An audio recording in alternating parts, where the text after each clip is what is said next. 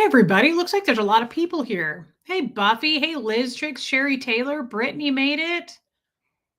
Sorry about that. Panda 3000. Hey, Mods. Thank you, Mods. Hey, Jamie Palmer. Anna Banana. Sarah from Cali. Sherry Taylor. I'm trying to scroll forward now because I'm going to get behind.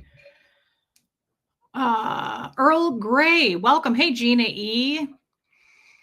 Jeanette Brown. Guys, I have to apologize for showing my arms again today. Hey, Lisa Vining. I am so hot. It is so warm. Hey, Michelle Lynn, and I haven't put on the air at all. So, hey, Lori Lee, Lori Ellingson, Maisie Shiloh. Hey, Galen. Good to see you, Galen. Zeno in the Body Thetans is here. Okay, got you guys. Catherine B. Aspire to Inspire. Gloria. Jamie Palmer, yes. Hey, Charlotte. Annie Strews. Hey, Lumen. Leah Krause. Puppy Paws. Alana made it. Hey, Yvonne. Yvonne, I like that you're starting to chat a little bit more than you used to. Hey, Mary Barons. So it's super. Katie Fulton. What an honor. I love it when you come in. Hey, babe. Hey, Deanna Downey. Hey, Rose. Angie Moe. Sarah Graham. Marie Marion. Anka made it. Becky USA. Stella's here. Margie Barr. Baby Steps. Andy. Lilac Lime. I Live for Now. I tried to get here for an earlier live again today, and I just didn't really make that happen. I'm sorry. Charlotte, it's been a weird day, and it's hot. I'm not going to be able to wear this hat. Mare. Yeah, my hair is dirty. That's just the way of the world. Hey, Brian again. Yeah, it's too hot. I can't wear a shirt right now. I'm just going to have to wear a tank. Mare, I love you. I love you. I love you. I want you to know that. Hey, Armine. Love you too, Armine. Always Elise. I love you, Katie. DNV made it. Hey, Pat Jonas. Lemster's here. Debbie Zito. Gina E. It's pretty 80s, Bear. Honestly, it is. Tiffinisms. Buffy. Love you, girl. Linda McMillan. Lori Lee. I would look forward to seeing that. Hey, Forrest. Molly Moon. Kazri.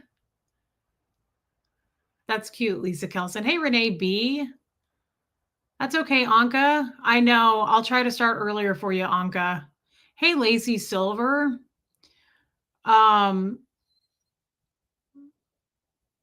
Rachel, you did make it 2 lives in a row. I love that. I love that for both of us. So how do we feel? I went into the town. I went into town. Hey, Meredith Lynn. I don't know. Is my period about to start? No, I don't think so. I don't think so. But honestly, I couldn't tell you. That's something I'd have to ask Joe Virus. Hey, old Charlie. Couple of weird things. Thank you, teacher nurse. I do too. I think that is the cute. I love hearts.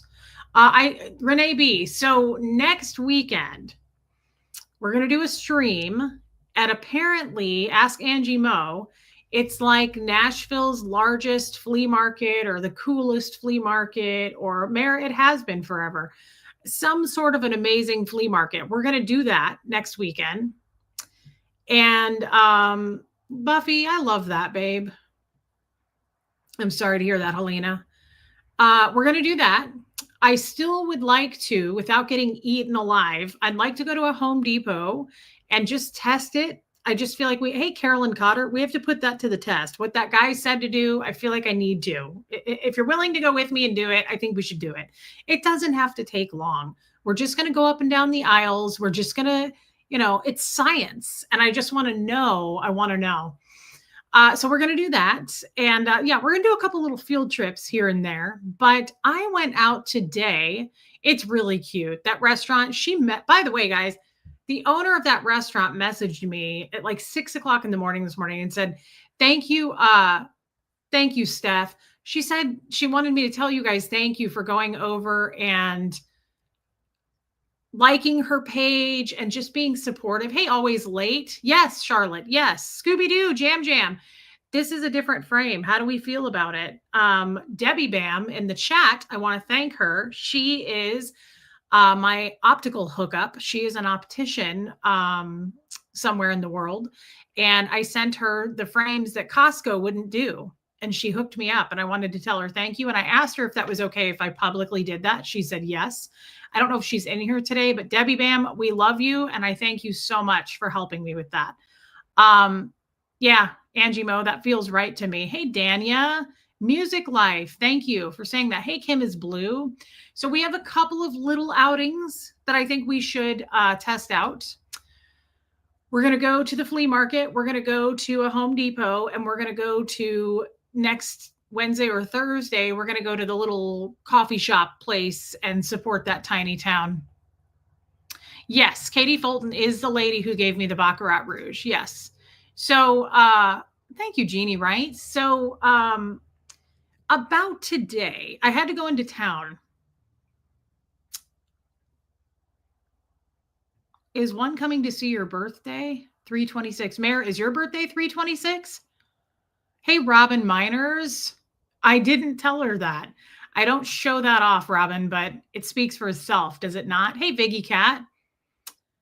Yeah, flea market's going to be fun. Thank you, Ruth. What's the name of the bakery?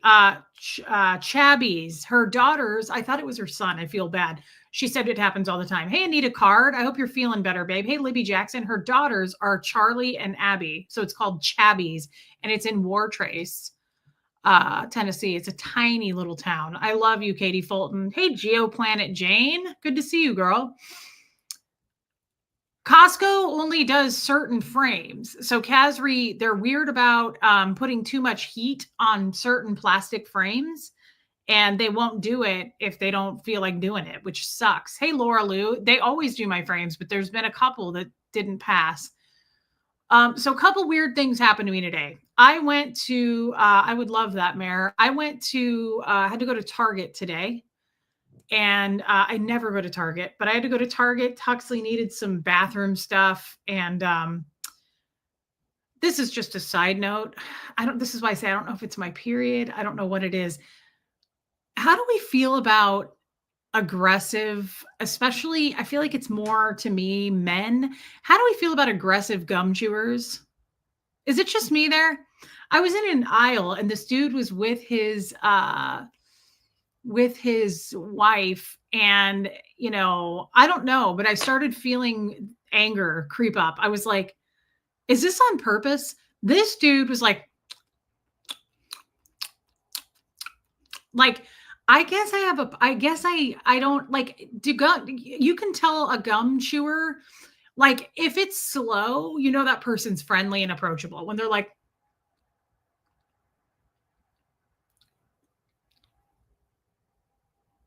this dude was on a mission and it was pissing me off. I was trying to just pick out this toothpaste as fast as I could, but I found myself getting distracted and just like staring at him. He was just like angry. You could feel it. Like he was upset. Hey, Kim Hallman. And I just was like, I got to talk to the chat about this.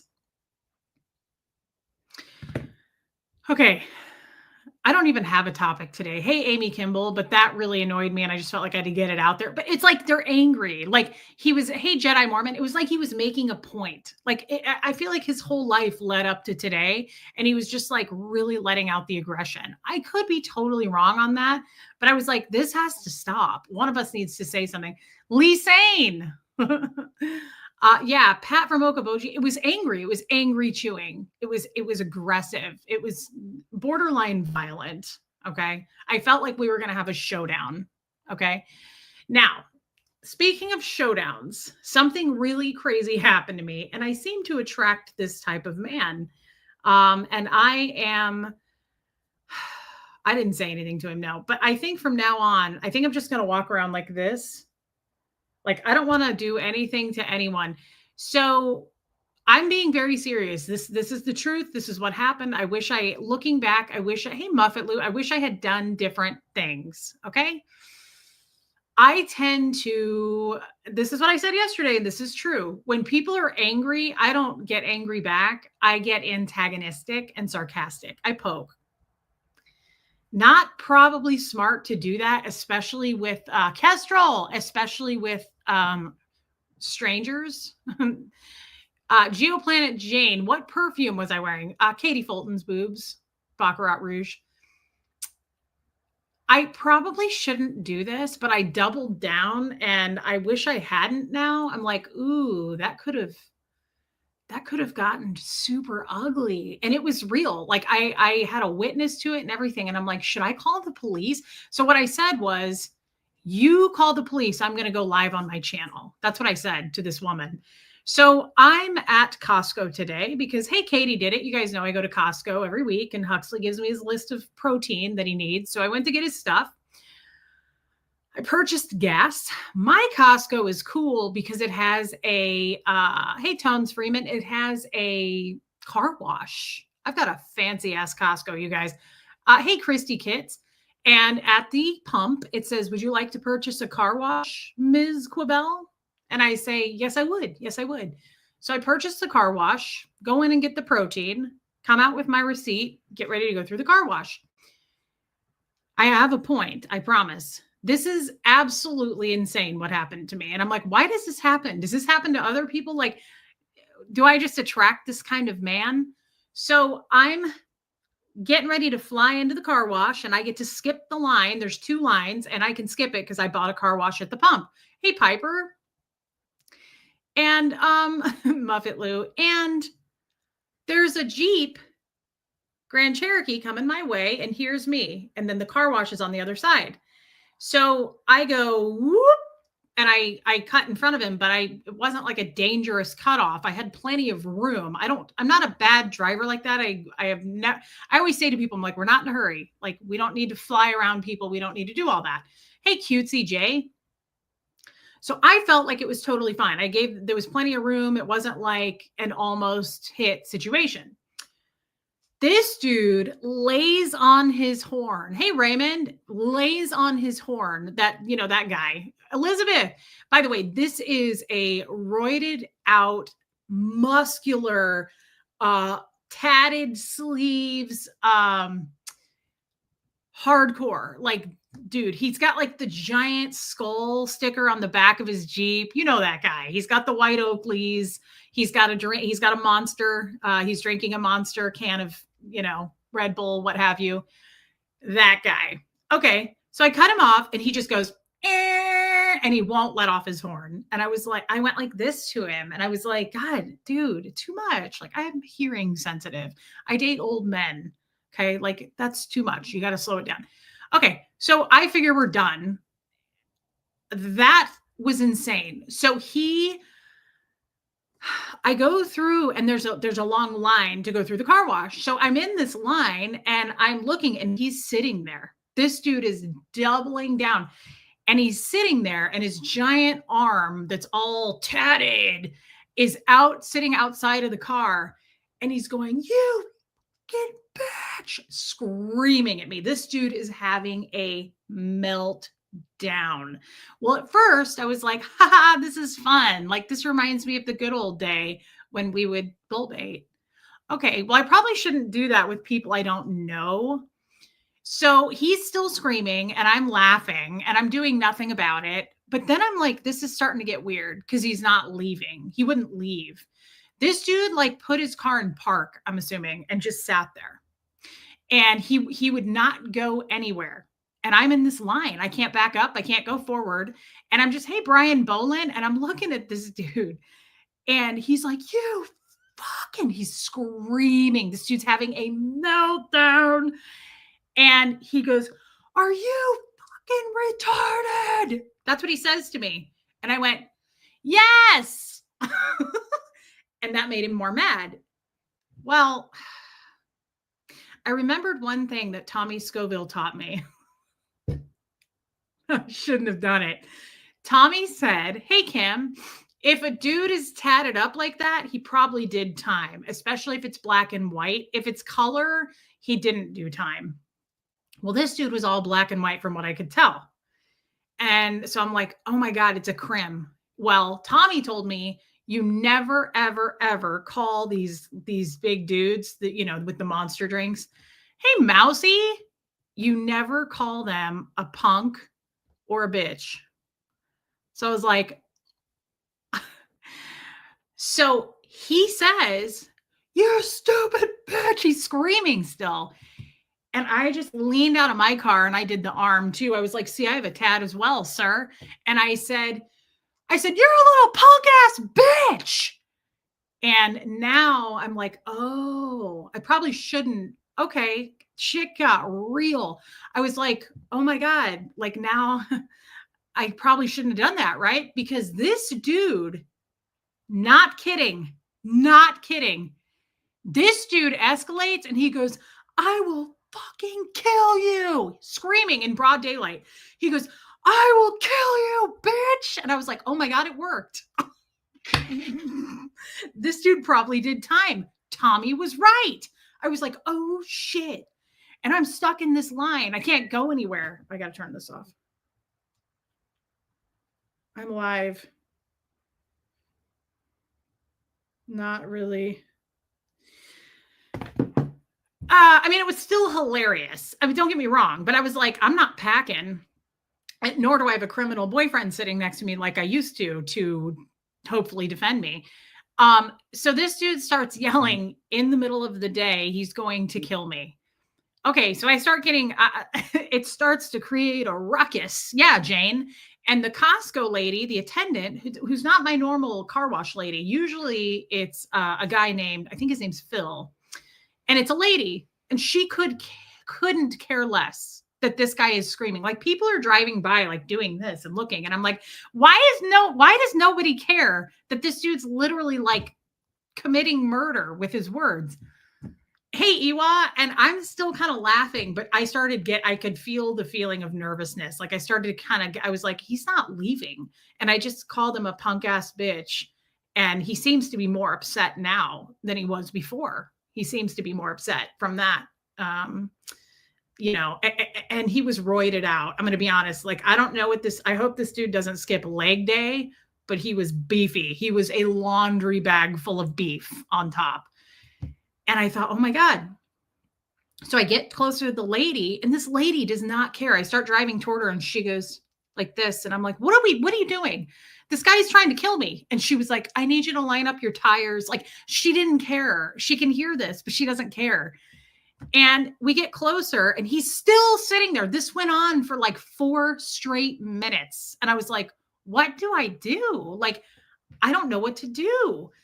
So Debbie Bam, thank you, babe. I just talked about you. Thank you again, Debbie. Well, this is like a weird situation because I'm like, how come no one cares? So hey, Wharton Pistol. So I get up to the lady and I said, "Are you hearing that?" And she goes, "Yeah." And I said, "Did you hear him say he's going to murder me?" He did say. So in real life time, he said, "I will effing kill you, bitch." And I was like, "Yeah, yeah." And I told him, I said, "You're fucking roided out, dude." I was like, "Why don't you go home and fucking," anyway, I'm not going to say the rest. But he didn't stop. So then he said, this freaked me out. So I started kind of shaking after that. And the lady heard it. So then he goes, "I will follow you home and fucking kill you." That's what he said. And I was like, I look at this lady, I'm so demonetized. I look at this lady and I said, "Is that legal? Surely that's not legal that he's going to follow me home and decapitate me, right?" Like I'm no lawyer, right? Like I have lawyer friends. I feel cool by association, but like I don't know the actual laws. You know what this lady says? No joke. This is all she says. She turns around and looks at him and she goes, "Well, welcome to Tennessee."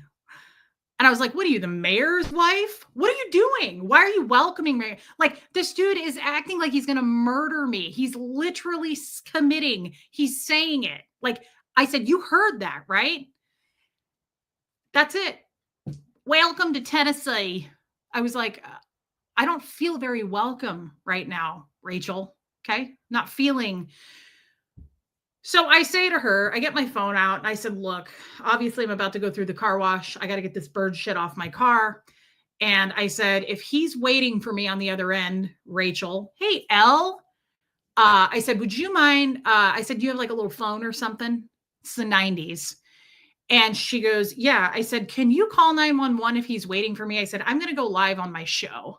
Because I was like, one of us needs to get the cops here. The other one of us needs to record to the world when I do get murdered.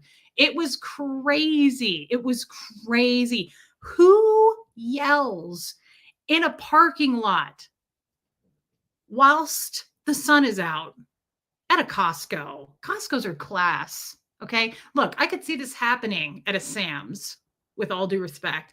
Costco, you'd never expect that. This is one of those stories where you're like, you said Costco? Like, that doesn't happen. That's not true. Christy Lynn, I know. Hey, Audrey. Dawn, welcome. Mayor, what's rookies? You badass. I love you, Mayor. You're hilarious. Hey, Callie Galley. Yeah, Mayor, thank you for the super chat. We're too hick for Costco. Yeah, so yes, did he think you cut in front of him? Yes, he clearly thought that. I didn't think I did. I didn't think it was that bad. I didn't like it wasn't dangerous. At a Costco car wash. Bo Beats. Hey girl. Mimi, same. What is happening? What is happening in the world?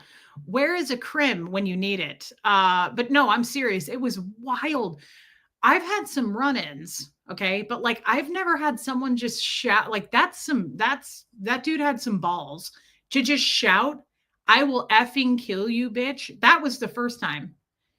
The second time, hey, Carrie Ann, he said, "I will fucking follow you home and kill you, bitch." And I was like, oh my God, like, why am I'm a nobody. Why does this happen? Why is this happening? I have pigtails today. Like it's not a thing. It shouldn't be happening. I don't want to. So no, he was not on the other side of me. And I was a little nervous. I was going through that car wash and I thought, oh my God, like, what do I do? And then I start like getting energy again. And I'm like, I guess. So I start preparing and I'm like, look, if this dude wants to have a showdown, I'm kind of up for it. Like I was about to be ready to get out of my car and like walk up to this dude. Cause I thought, what are you going to do? Beat me to death in front of people? Well, maybe, he might have actually. But hopefully Rachel would have seen it and at least gotten her phone out or something. But that was wild. That was unbelievably wild. Hey, Barbara Waite. It was quite the ruckus. And I was ready to rumble, but this kind of stuff, do you guys remember what happened to me in a Mexican restaurant parking lot a couple weeks ago with Huxley? And that kid spit at me. And that kid was like, "You want to fight, bitch?" Like to me. This is like a 20-year-old kid. What's happening? Maybe I don't want to live here anymore. I didn't have a lot of that going on in Kansas City. And it's like, where are the men when this happens? Seriously, like, where are the guys that would never let that happen to a woman? I keep like waiting. I'm like, where are the men? Are they going to get out of their cars? Like, what do we do? They're not there. They're not there. And we have to save ourselves. And from now on, I'm going to have protection because that was wild. And I don't know that it would have been smart to go live. I mean, in all seriousness, probably not. But I really do feel that way. Hey, Candace, I really do feel that way if something were to happen. I was going to do it in that Mexican restaurant. Hey, Diane, that Mexican restaurant parking lot. I was going to do it then. Like, to me, that is a form of protection. I would do it if like things got weird with the gestures or any kind of an altercation. I probably would make sure the police were called first and then I would hit go live. Because I think that's powerful, not because like I'm cool. Hey, everybody, look at me. It truly is a powerful tool to go, okay, show this behavior to the world because literally the entire world is watching you right now. So please, yeah. Yeah, Katie, I do. And I will. Kim is blue. I should have. It was a Jeep. It was a Jeep Grand Cherokee and he had like a giant skull sticker on the back and pepper spray. Yeah. But I don't know. I guess because I have a son, I'm like, who raised you? Like, what kind of a man parks his car and just sits there screaming at a woman? Also, no, I don't think he followed me, Brian, but who knows? Also, See, this is not good. Like, I get this attitude of like, let's do it then. Like, get out of your car. Get out of your car. Like, you're a big man. Get out of your car. Come on over here. Start swinging. Like, honestly, I kind of wanted that to happen because I thought this is such a weak man. You are such a weak man. And I think, God, like I was going through that car wash and I thought, Iwa, a friend of the dude at the vet. I don't know what you mean. I started going through that car wash and I thought, who talks, who screams at women that way? But two, yeah, Wanda, but two, is this guy married? Like, can you imagine how he treats his family? Hey, John, can you imagine how he treats coworkers, like just people in his life? I don't know that I've ever been in a situation, hey Kay, where it was that escalated as far as like, I know I haven't, as far as him yelling he's going to kill me. That was crazy. Like, I'll beat your ass. Yes, I'm going to kill you. And then he said, I'm going to follow you home and kill you. Oh, Ewa, I know who you're talking about. Yeah, some people are very self-important. Yeah, it's that's beyond though to me. That's it's road rage, Ellie, but at that point, hey Sandy Wandy, it's like then get out of your car. Hey Lauren B, get out of your car. Come on over to my car. Start breaking my windows. Like let's have a showdown. I will go live and watch you get arrested. So hey Mary's Gemini Mind. Um if you promise to carry it, I'll get it for you, Raymond. I don't know what you're talking about, but you don't, I told you no more stuff. I don't want you to mail me any more gifts. So no, don't worry about it. Car wash rage. Yes. Yeah. That's just, um, Tennessee is very different. Geoplanet Jane. It really is. If you're comfortable, can you share any Scientology memories you have of celebrating? Oh, it's LRH's birthday today. If you ever have any, you can tell great stories. I mean, there's just a big birthday game event every year, Brittany, that everyone's required to attend. And you know, honestly, LRH is celebrated every day that you're at the org. You know, they clap and everybody does the hip hip hooray, and they go to LRH to one of the many pictures. That his pictures are all over the orgs. They're everywhere. They're in every auditing room. It's creepy. It's creepy. So there's always a photo of him somewhere where they go to LRH. It's really uncomfortable. It's so culty now that I look back at that. Oh, no, I don't need you to send me any, Ray, but thank you. Oh boy. So this new guy I'm interested in, friends, just friends for now, has actual faux skeleton attached to his Jeep Wrangler. No. But he's so respectful and a dang engineer and a scholar. We'll see. Oh God. I don't think it's a good idea. And here's why. He's the same person around December where he's going to put like antlers and a big red bulb nose on his car. I'd say it's a no. Katie, I don't see that going anywhere with you. Absolutely not. I don't think that's a good idea. I think we can do better. If he decorates his car, nah, no. Although I'm much more picky than I used to be. But I just don't. Faux skeleton attached to his Jeep. No, I don't think so. I'm very uncomfortable with that. It's a no from me. I love you, Mare, and thank you again for your super chat, babe. I love you. Good for you, Zeno and the Body Thetans. Your boyfriend now is an engineer and has a big peen. 10 out of 10. I remember those days, gal. Not the engineer part, for sure. Not the job part. Yeah, Buffy Summers. It's a no. If you're gonna decorate your car, no. But okay, so then I want to fast forward. The guy wasn't there, and I didn't see him after, by the way, when I got through the car wash. But as soon as I drove through the Costco parking lot, the weirdest thing happened. I start to get almost out of the Costco lot to get onto the road, and a sheriff comes driving out of the hey, Rhonda McNeil comes driving out of the parking lot. Like, and then he just comes up right behind me as I'm turning left to get out. And I think back now, I don't know. This makes me feel so, I don't know. Should I have stopped him? I feel like at this point I should have like done this and like brought him over to the side of the parking lot and like given him a quick like, "Hey, I don't know if this dude's still here, but like this just happened."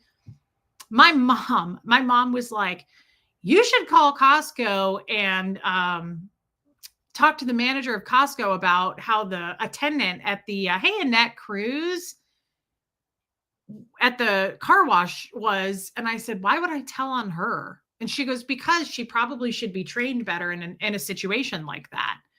And I said, "Yeah, but it's not her fault. Like, it's not her fault." She goes, "Yeah, but she didn't handle that right. Hey, Janet." And I was like, "Mom, that makes me feel like a Scientologist. Like, I feel like that makes me like telling on someone. I never call and ask for the manager of anywhere, and I don't want to get her in trouble." But she does make a good point as far as like, it was a weird response to a guy screaming that to go, "Welcome to Tennessee." Like, you probably should. I don't know. I don't like to call and tell on people. That's not my style. Um, oh, interesting, Mousy. Interesting.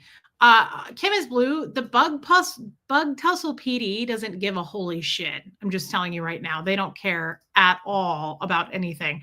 I'm not saying that as a dig. I'm just saying those guys are just how they were with taking the guns before. Like, I don't think anything. They don't seem interested in anything I tell them. Like, I've talked to them about, and I'm not talking about Tommy, just like safety issues in general. I have not gotten, "Hey, Michelle P," much of a response from these guys. I think they're just really Wild West. They're very backwoods and they just don't seem to care. But I wasn't in Bug Tussle at the time. I was in Murfreesboro, which is a fairly larger town. Um, Murfreesboro police contacts. Yeah, Angie Mo. This was not out in the middle of nowhere, guys. This was in quite a large populated area. Again, it was a Costco. So I don't know. And so that's kind of what I wanted to fast forward to. I know, cutesy J. What would you have done, especially the ladies? What would you have done? I'm laughing at it now, but I did start to get deeply uncomfortable the longer he sat there. I thought there's a time for this. Like, people want to sit there and get their words out and flip out and spend a minute screaming and doing this. Hey, Just Jen. But this guy sat there and just kept screaming. Oh, I didn't know that, Rhonda McNeil. And so I thought, this is getting more and more like my gut feeling. Hey, Hope, Between the Dreams. It is a college town, Piper, but it is so overpopulated now. Murfreesboro is huge. Oh, for sure. Sherry Taylor, he was trying to intimidate me for sure. But at what point, like, it starts to turn to, this is weird. Like, I'm really glad Huxley wasn't with me. That would have made me more uncomfortable that, I had my child with me. Um, so I'm trying to think, like, what should I have done actually going forward? I taunted him and I knew I did that. I knew I was pushing his buttons. And it was so funny though. It really was kind of worth it. Hey, Drayston. We're the same person, Katie. Hey, Shannon Trim. It was so funny.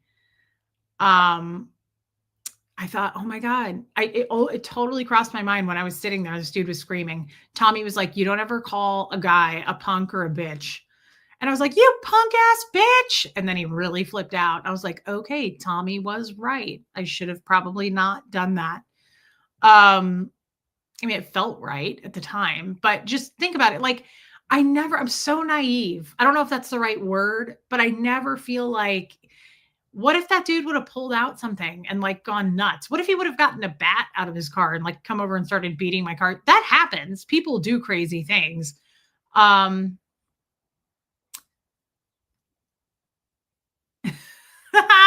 Cute CJ, a Midwest ope. Yeah. I don't know. And I am not totally a child about stuff myself. Hey, little bubble. Like, I wouldn't have, if he would have come out, I almost got out of my car. Like, I was almost to the point where I was going to be like, "Why don't you come out over here and yell that shit, you little pussy?" But I was trying to do it back to him and say the words that would make him crazy. And I was like, I don't usually talk like this, and I probably shouldn't talk like this. Hey, Jigsaw. Hey, Sarah K. C-Dub. People act real tough in their vehicles. Yeah, I know. But it's probably not good for you to taunt back, because the truth is we don't know people. It's like the internet. Like, I've gotten death threats from people. I laugh it off, but you don't know people. I've had people that act very stalkery. I've gotten some weird stalker behavior in via email, and even that's uncomfortable. But like, I don't know. I don't know. I don't know what that means, Geoplanet Jane. Kim is blue, and I don't take it seriously. I never take it seriously, but it does make you wonder. And Tennessee is an open carry. You don't have to have a permit. You don't have to have any of that. I double checked that with the police. So I mean, I could. Hey, Carrie Wilson, I have thought about it. I will tell you, the police here told me to. They were like, you should take it with you everywhere you go. You should have it with you everywhere you go. Um, I don't know how I feel about that. I think that I would feel better about that if I were very well versed and knew what I was doing and was, practiced. And maybe I will do that. I've been talking about going to the range and practicing with it. But I just don't know that it's a good idea. But at the same time, in my opinion, it's like an umbrella. You'd rather have it than wish you had it, kind of a thing. In that kind of a situation, if that guy had started coming toward me, believe I would have pulled that thing out and pointed it right at him. Yeah, you don't have to have a permit here, Buffy. It's weird. I went over that at great length with the cops when I talked to them like a week ago. They said, yeah, carry everywhere you go. And I was like, really? Even without a permit? And he said, absolutely. Yep, everybody carries. And I was like, okay. Yeah, okay, Jane. I took a class too, Renee B, but it was a long time ago. And honestly, I wouldn't be good at it. I hope that guy didn't have a wife, Don. I really hope he did not have a wife. I hope that guy didn't have an animal. That is a great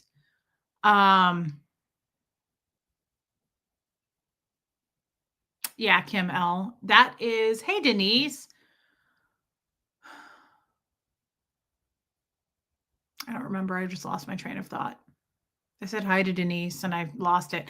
Katie, so you're for it. Kim is blue.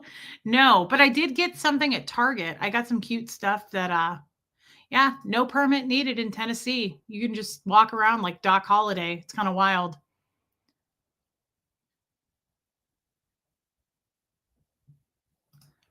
Yeah, I mean, it's getting to the point that you have to carry one at this point. I don't know how I feel about that, because I did take the 8-hour class in Kansas City and I learned a lot. I actually loved the class. I loved the education of the class. I hated the shooting part. That part made me very uncomfortable. I did good at it. I hit my target. They were like, "This is amazing for a first-time shooter." But I didn't enjoy that part, but I really enjoyed the gun safety part of it. Um, Becky, I love that idea. And he made it very clear, and this is an obvious thing. You never, ever point that at anybody unless you intend to actually pull it, right? I'm trying not to say the words because I'm probably already demonetized, but it's just very serious. And yeah, Janet, I agree. It's very serious. I would never, ever pull that out in any scenario unless I absolutely knew that mine or Huxley's life was no doubt in danger. Like, that's just, it scares me for people like me walking around carrying, because it's like, what do you, I mean, are people just going to pull that out?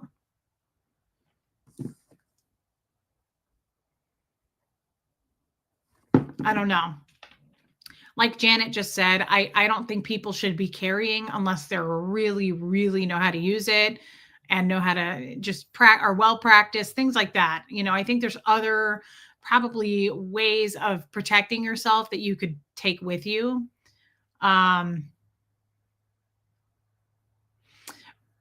but being a single woman, yeah, Buffy, for sure. Being a single woman living out here in the middle of nowhere, it is a little bit irresponsible of me at this point that I don't go do it. I don't want to go do it. I mean, go to the range and practice. I don't want to go do it because I hated it. I hated firing. It was like every time I did it, I was like, ugh, like it just, I think it's the loud noises for me. I don't like loud noises. And it really freaked me out. I remember someone saying, like, wait till you actually do it. It'll be amazing. You'll feel amazing. I did not. It was really uncomfortable for me. Target, I didn't even have, like, I feel bad. I didn't have I could have skipped a show today. Honestly, I didn't have a topic other than what happened to me today. No, I just want to say I got some more of these t-shirts at Target. I highly recommend them. They're $8. And they're just these really cute little, they're short sleeved. Hey, Epsington. Yeah, they scare me too, Don. Is pepper spray legal? Galen, I mean, I would imagine.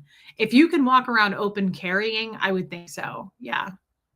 Once you get, and thank you for being a member, Galen. Once you get comfortable, it's such a stress release. You need noise canceling headphones to wear. Yeah, that's what? Oh, look at that. I didn't even know that was tracking me. It says there's been a change in your average steps per day. All right, keep that up. I've been walking. Yeah, it's just what brand, Barbara? It's just, I don't know. I'm just not comfortable with it. It's universal thread. And I have to be honest, I bought this in white and black. And I think what I like about it is the sleeve. That's a great idea, Cutesy J. See, I like the sleeve. It's girly. I just think that's cute and girly. Here's the good thing about a t-shirt like this. Not maybe the gray, but you can really dress up a t-shirt. I'm not kidding. You can put on a cute ball cap with it. But you can do so many cute accessories with a tee. You can style up your hair. I'm just saying you can really dress up a t-shirt. Oh, Patty, you did want me to talk about my mom. I'm happy to talk about my mom if you have a specific question. Okay, so here's what I got though, and I am excited about it, but it could look ugly and I didn't try it on. Okay, this is where we really get into styling. I have these from years past from Target. These are the money for me. Alira, I do have cameras. These, I didn't try it on, so maybe it's not cute, but these tops, tuck this into a skirt with a belt, okay? Tuck it into a pair of jeans, high-waisted jeans. But I think this tucked into a skirt would be, I got it in white too, would be so, hey, Kiki. Kiki, I always think of you when I look above my door outside because I have your little knitted thing that says, be the whole problem. Aline. Oh, hi, Reese. Cute shirt. Thank you. Okay, this is actually a little snug. However, oh my God, yes. I love. Aline, thank you so much for your super chat, babe. Love this so much. Tucked into, I don't care what you tuck this into. This is where it's at for me. How cute is this? I mean, not everybody, is Rainvirus in here? I love a dramatic sleeve. This is so girly. And yeah, it's just where it's at. This is where it's at for me. So that cowboy boot I got tucked into a skirt with this. Armina, yes, I did. And one of them is a little bit snug. It doesn't quite look right. So you'll probably have to send me a return label. Maybe we should FaceTime Armina and I'll show you. Yeah, it's just everything for me. I was to say, Geoplanet Jane, I've never shopped from Temu. Temu, is that how you say it? Yeah, Denise. This one, Hope Between the Dreams. I got it in white as well. This one is A New Day. I love A New Day. And it's just a little...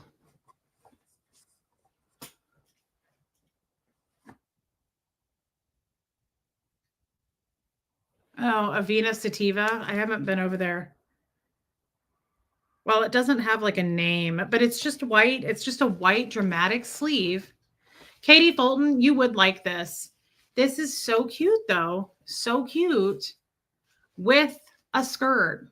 So cute tucked in. So cute. I love this. I absolutely love this. Oh, Avena Sativa, it's okay. Yeah, this is also Target. Target has really cute stuff. Oh, and I got do you guys remember the tank I wore yesterday that was the red and white stripe? A New Day is a Target brand. Katie, this. That was cute too in blue. Their tanks are really cute. And so I got that red and white stripe tank. These are all $8 a piece. And I thought that was really cute too. So that's what I got at Target. But I thought this with a skirt, although probably the white one tucked into the cowboy boot, or with not tucked into the cowboy boot, with a skirt with this only in white and then the cowboy boots. Donna Cooper, that's such a nice thing to say. Thank you. Thank you for saying that. So, guys, I really didn't have a topic today. I just was like, wait till I get home. I really want to tell my people what happened. Is this 80s? Does this what people how do people dressed in the 80s? I just think that's so girly. It's so cute. Not everybody's going to like it, but I love a puff sleeve, a frilly, dramatic sleeve. You can kind of push it down a little bit and it'll probably lay. But yeah, I love, love, love. I just think it's so flirty. It's really flirty. Like, can you imagine if I didn't know you and I was like,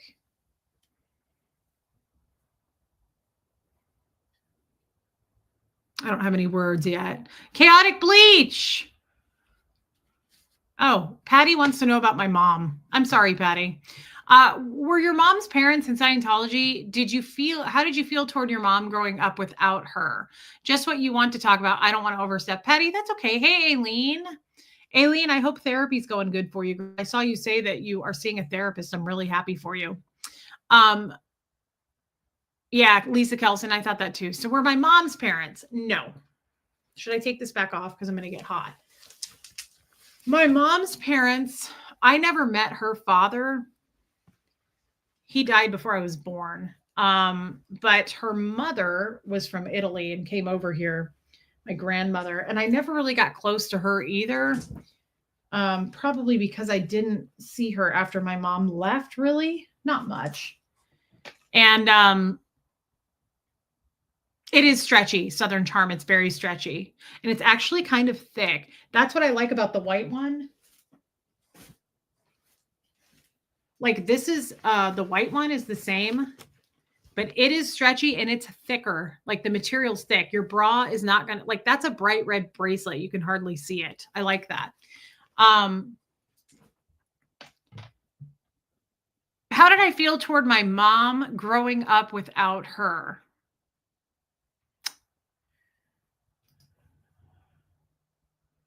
Hey, Vicki Andrews.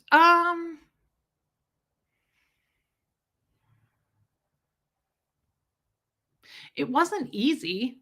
It wasn't easy. I missed my mom. I don't know.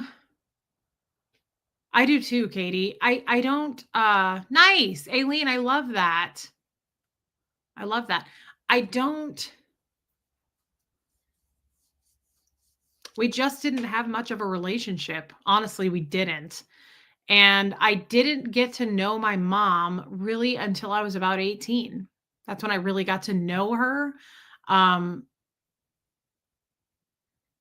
I'm not gonna lie, there are times where I kind of feel I want to say thank you, Slim Jim Joe. I don't want to say resentful. That's probably not the word, but sometimes, hey Sophia, sometimes I feel like, but I feel this way about my dad too.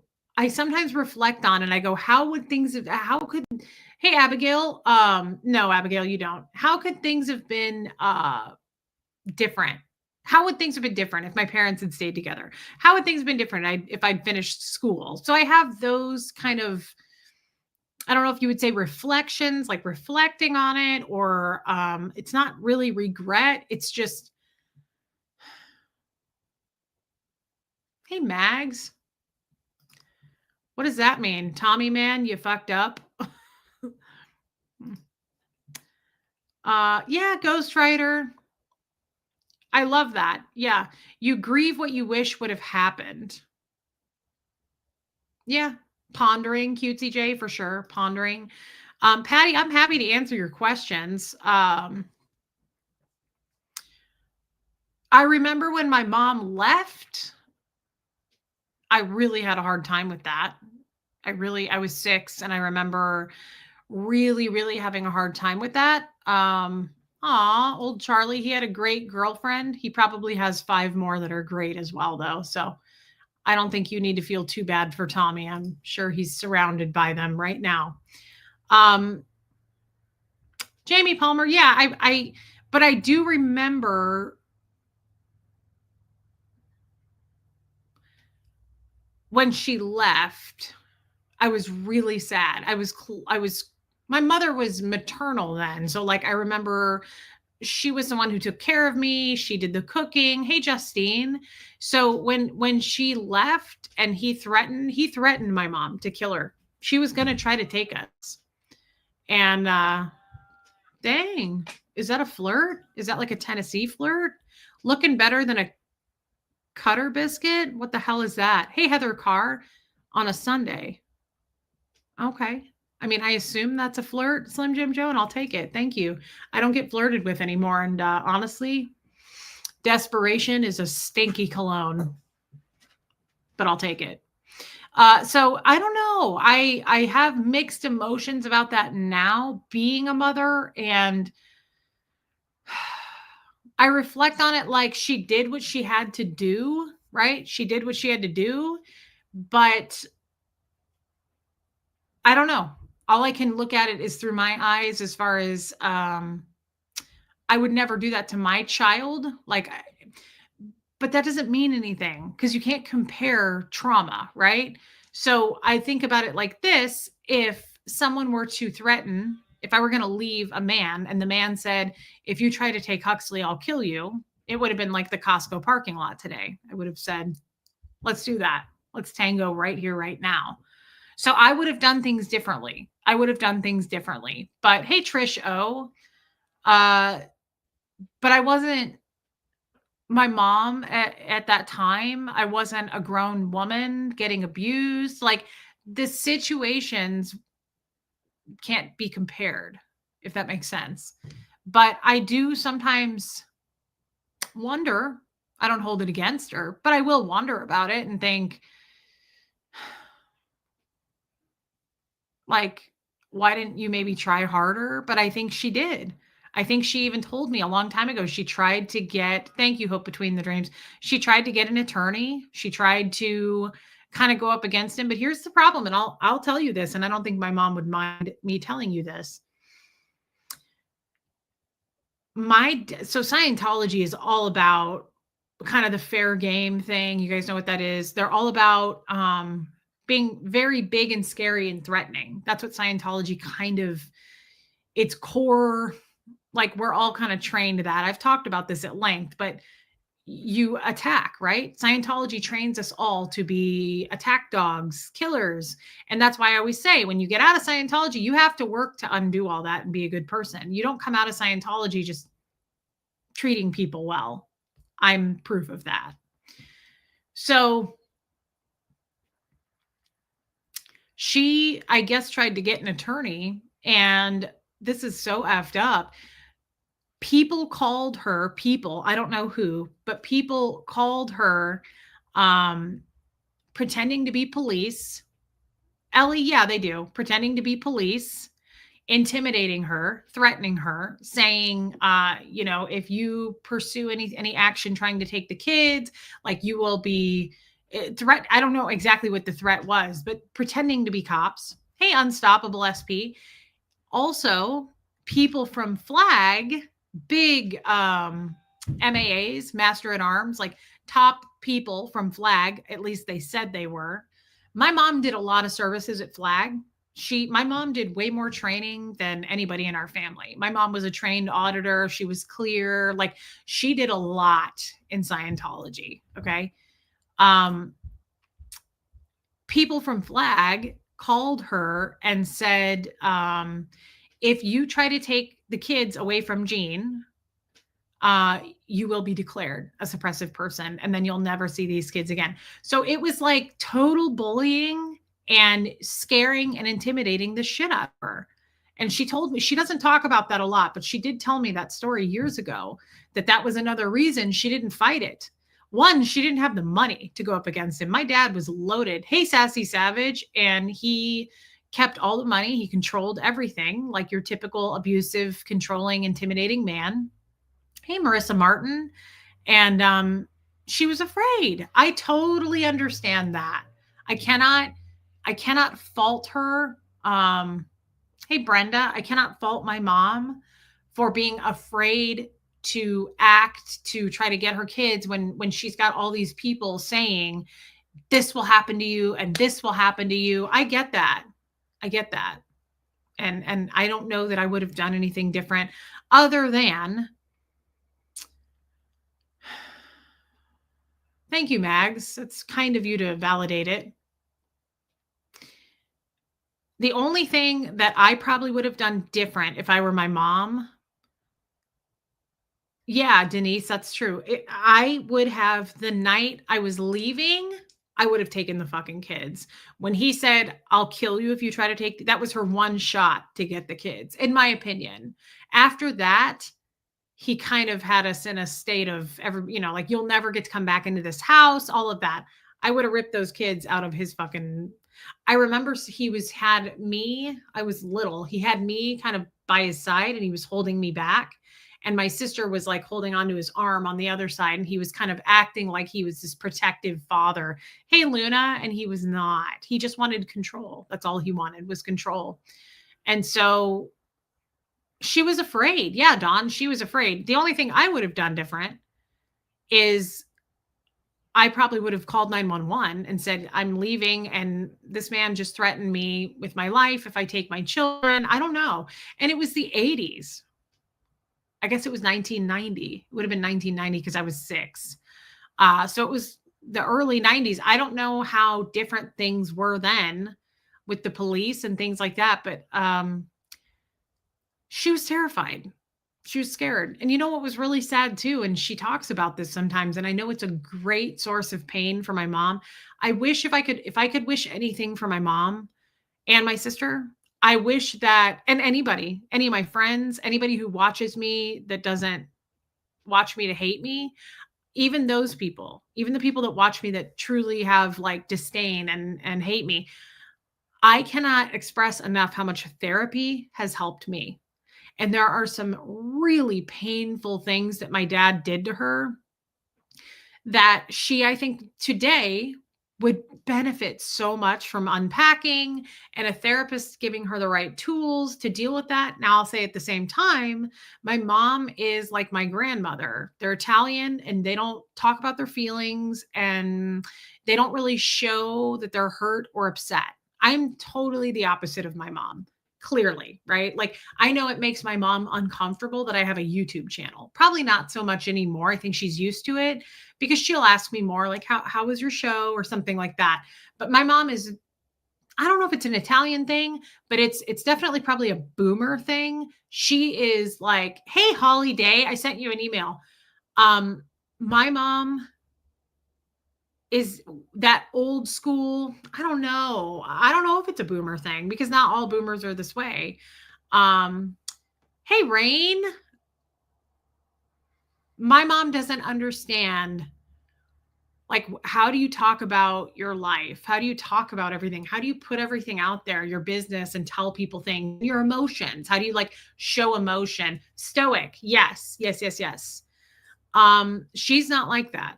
My mom is not like that. She's way more private and I respect that. That's totally fine. There's nothing wrong with that at all. I'm just not like that. And but I will say, oh yeah, you can't call the police in, well, baby steps. My mom said it was a boomer thing, so I don't know. You do not call the police in any circumstances when it comes to Scientology. That is true. Um Thank you, Molly Dixon. I'm happy to see you back. Was I in Scientology longer than my mom? Oh, yeah. Oh, yeah. I think my mom was in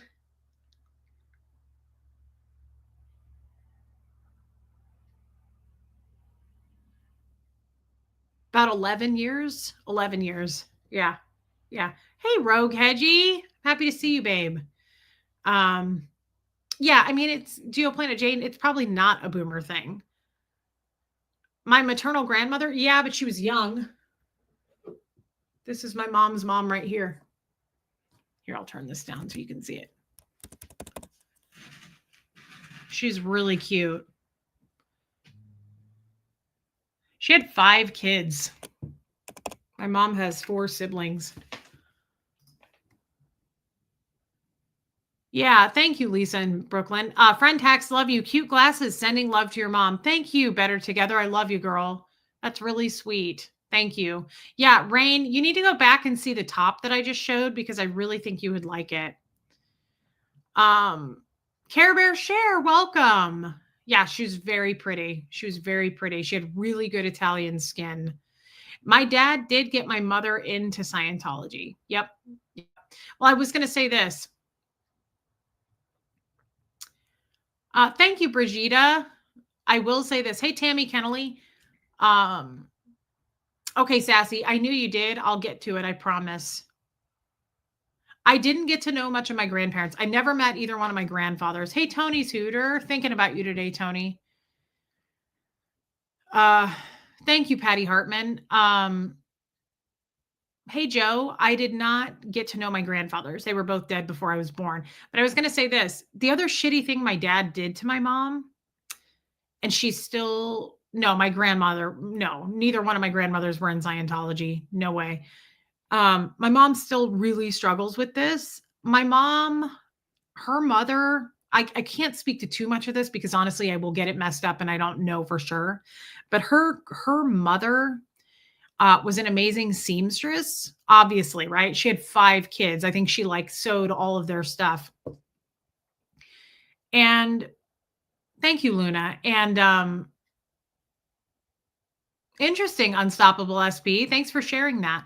She sewed all of her clothes and all of her Barbie clothes. My mom had like really old Barbies. I mean, my mom was born in 1955, so she had like some really cool stuff. Well, she had all these Barbie and doll clothes that my grandmother made for her. Just sentimental things, right? Like just photos, all that family heirloom stuff. When my dad kicked her out, she had a very small window of time. It actually makes me think of, this is traumatizing, but do you guys remember the stream I did on Tommy? And I said that he was like, you have 5 minutes to get your shit and get out of my house. You better call an Uber, all of that. That's a terrifying feeling to do that to a person, not a woman, a person. It is only, no, my experience is, but it is much more the silent generation thing, that the generation before the boomers. I am sure it varies family to family. Yeah, I think so too. I think so too. And Baby Steps, thank you for your super chat. Hey, Koala Crafts. I think my dad did that to her that night because my mom had like 2 boxes of things that she took with her. That was it. My mom had like, I saw her put them into her tiny Honda. She had hey, Irina. She had a very small window of time that he was giving her to get out of the house. So what happened? She thought she was going to come back and get her stuff. He threw it all out. He threw everything out. Like he took a bunch of her private, personal, all those doll clothes, all those Barbie things. He took it all like to a dump and threw it out. And my mother is still so heartbroken about that. Like I hardly have any baby pictures. I have very, very few. He threw them all away. My mom talks about that a lot. Like she's like, I don't have any of your hey, Nicole Hazel Miller, like any of your little photo shoots that we had done when you were little and all that stuff. Just to be vindictive, he threw it away. And yeah, it's really upsetting. And it's upsetting because I don't have a lot of photos. I've shown you guys the pictures that my mom did have and was able to keep, but it's not like I have a whole I didn't have Barbies. No, I didn't have Barbies. But she it's very traumatizing for my mom to talk about that. Like, and I mean, can you imagine? Can you imagine that? Like, I lost things for sure. I can tell you my dad. So when I joined staff, I was just turning 14. I was 13 turning 14. Yes, Copper Top, she was. And I stayed on staff for 2 years. And then, as you guys know, he dumped me and I went to Omaha to be a drug addict. Well, all of my stuff was still at that house when I left for staff 2 years prior. I mean, I brought clothes with me, but like all of my stuff, like all of my things, my stuff from growing up in my school that I went to, like just everything you can imagine that was in my room, trinkets, shit like that, never saw it again. My dad got rid of everything. Everything. I had this really cool for my 4th birthday. Yes, Molly Dixon, it was that one. For my 4th birthday. Hey, Claire with an I. Alicia's here. Hey, Alicia. I got this really cool from both of my parents. I got this really cool big Mickey Mouse doll. And I mean big. It was probably like 3 feet tall. And it was the wizard Mickey Mouse. And he had the wizard hat on with the stars. And it was motorized. He talked. Where did you live when you were on staff?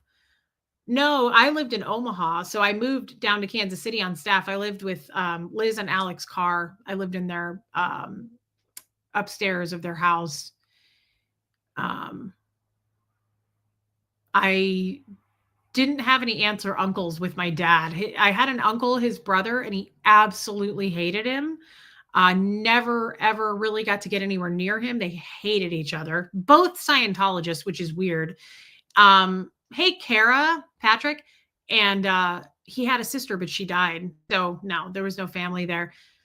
He got rid of that Mickey Mouse doll. And I loved that Mickey Mouse doll. Like I remember talking to it like it was my friend. I loved that Mickey Mouse doll. So he was just a total prick. He was such an asshole.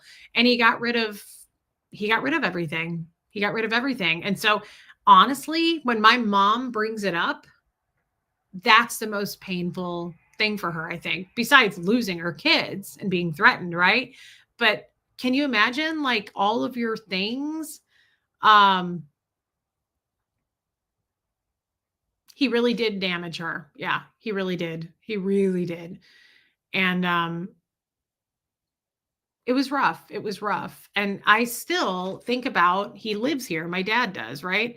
I still think about maybe going to like the Nashville org and trying to catch him like on a weekend day or finding out where he lives.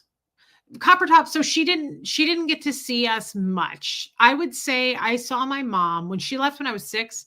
I probably saw my mom another 5 to 7 times if I had to guess. And the way that I could see her, so between Kansas City and Omaha, it's a 3-hour drive. The halfway point, if you live anywhere near that, is called Mound City, and it's about an hour and a half. It's the halfway point. So he would make my mom drive to Mountain City and he would drive us kids to Mountain City and he would watch us with my mom for an hour or something while we got out of the car and could see her. So it was very weird, very supervised, and he wouldn't let her around us much. My mother is from Omaha. Chrissy Twig, I think he was just very hateful. I don't think my dad respects women. Probably not men either, but I don't think he wanted us kids. I don't think he liked my mom. I'll tell you a little bit more about that, even if you want to know. But so my mom's from Omaha. So her siblings were in Omaha. So my mother would drive to Omaha sometimes. Okay. And she would stop at the house and we could come out in the front yard and talk to her. But again, he was so fucking controlling. Those are my memories. Like I could go run up and hug her and talk to her for a little bit. And then he'd be like, all right, back in the house. Like he was so weird about it. He hated my mom. Why would I want to see him? Right. So Chrissy Twig, I was talking about this in therapy. I think it has something to do with, I never feel like I got to, well, certainly closure, right? I don't have any closure Thank you, Kitty and Lou. I think it's a weird thing of me chasing my dad because I want him to know me. I'm mad that he doesn't know who I am. How old was your dad when he joined Scientology? How old was my dad? So he was born in 59 and he joined Scientology in like 69. No, 49. He was born in 49. I'm sorry, I got that wrong. He was born in 49 and he joined Scientology, I think. Chrissy Twig, you did not overstep. In 19, I want to say 70 or 69. My dad has been a Scientologist for a very long time. When he would tell the story, he would say he joined when he was like 20, 21, maybe. So he was young and now he's in his 70s. So he's been in a long time. Um, Anne DeVere, with respect, your actions were selfish. What would have happened to Huxley if you had gotten shot or hurt? You're a mom first. Anne, it's easy for you to judge from afar, and I get that, but my actions were my actions, and I think it's easy to judge people. I think that's easy to do, right? Point fingers. Chaotic Bleaches, did your mom ever say what she thought about Scientology at the beginning when your dad introduced you to it? She did think it was weird. Chaotic Bleach, I can't speak for her too much there because I don't know. But yes, I think she thought it was very weird, but she got really into it. My mom started really traveling to Kansas City because there was no Oregon, Omaha. So my mom really started traveling a lot. She did like, you guys won't know what this means, but like my mom did the Key to Life course, the LOC, Key to Life, KTL LOC. LOC is life orientation course. Huge, massive courses, beefy courses. My mom became an auditor. My mom did FPRD, which is false purpose rundown. My mom did, she went clear, but she did a shit ton of training. So she took it seriously. She took it very seriously. And I think honestly, my dad is the one who kind of made her do that. But I think once she was hooked, she was hooked. But I don't think what I'm doing with my dad is rational. That's why I work it out here on YouTube. I don't think I'm being rational by saying I'm chasing him because I think it's like the kid in me. I didn't have my relationship with my dad stopped. She did not, Abigail. My relationship pretty much stopped with him at 16. I saw him again. Yeah, they canceled the Key to Life, Irina, but she did it back then. It was a massive course. Um, Meredith Keith, that's such a cute thing to say. Thank you. Um, I think it's irrational. I just simply like want to get a hold of my dad and just go, look, I made it. I'm an adult now. Like, I just have things I want to say to you. That's all. It's just unfinished business for me at this point. It's selfish and it's stupid. It's not going to happen. It doesn't need to happen. It's irrational. It makes no sense, right? Yeah, your little self hasn't healed yet. It's just me, like, not. My mom spent a lot of money, Kestrel. It was my dad. My mom didn't. I think she had a waitress job at one point, but he made all the money. And my dad has been married 4 times, and all 4 of his wives, he pushes hardcore into Scientology. The last 2 have made it to OT8, and they were nowhere near the OT. Well, no, that's not true. Kathy was OT8 when he met her. His new wife wasn't even clear. Like, that's his thing. That's in Scientology, it's a status, guys. The OT levels is a big status. Everything in Scientology is a status, to be honest. You know, going, hi, I'm Reese. I'm OT8, class 5 trained auditor. Like, that's the first thing you do when you introduce yourself. And or you talk about someone you know that's OT8. Okay, yeah. So my dad's OT8. I'm at the Kansas City org. We've got about 19 OT8s now. So yeah, we're doing it. We're getting there. OT8 is the big, like, oh wow. If you know someone that's an OT8, which pretty much everybody does, it's a big deal. It's a status. It's a status thing. It's a money thing, right? What would you do if your dad left Scientology? Would you reconcile with him? I would definitely want to have a conversation with him. Chris Crafts and Coffee. And thank you for asking that and your super chat. Reconcile is a big word. But I probably would forgive him. I probably would. And honestly, I think because he's in his 70s now, I also want to have a conversation because I don't know how much longer he's going to live. He may live another 20 years. But it's one of those things. I don't think I will ever have closure, right? But I would love to have a conversation with him before he dies and just say, like, I have so many things I want to say to you. And I don't want to blame him. I don't want to blame my mom either. I don't believe in blaming other people for how your life turned out. I'm not cool with that. It doesn't feel right. But Kestrel, great question. I don't know the answer to why my dad hasn't made it to OT8. The only thing I can tell you is LRH says SPs don't make case gain. And Kathy, my friend Kathy, that was on the recorded call I played, she would always say that to me when I was a Scientologist, not on that recorded call. But when we were actually friends, I'd say, how come my dad hasn't made it to OT8 by now? He's been a Scientologist since like the 60s. And she'd go, well, SPs don't make case gain.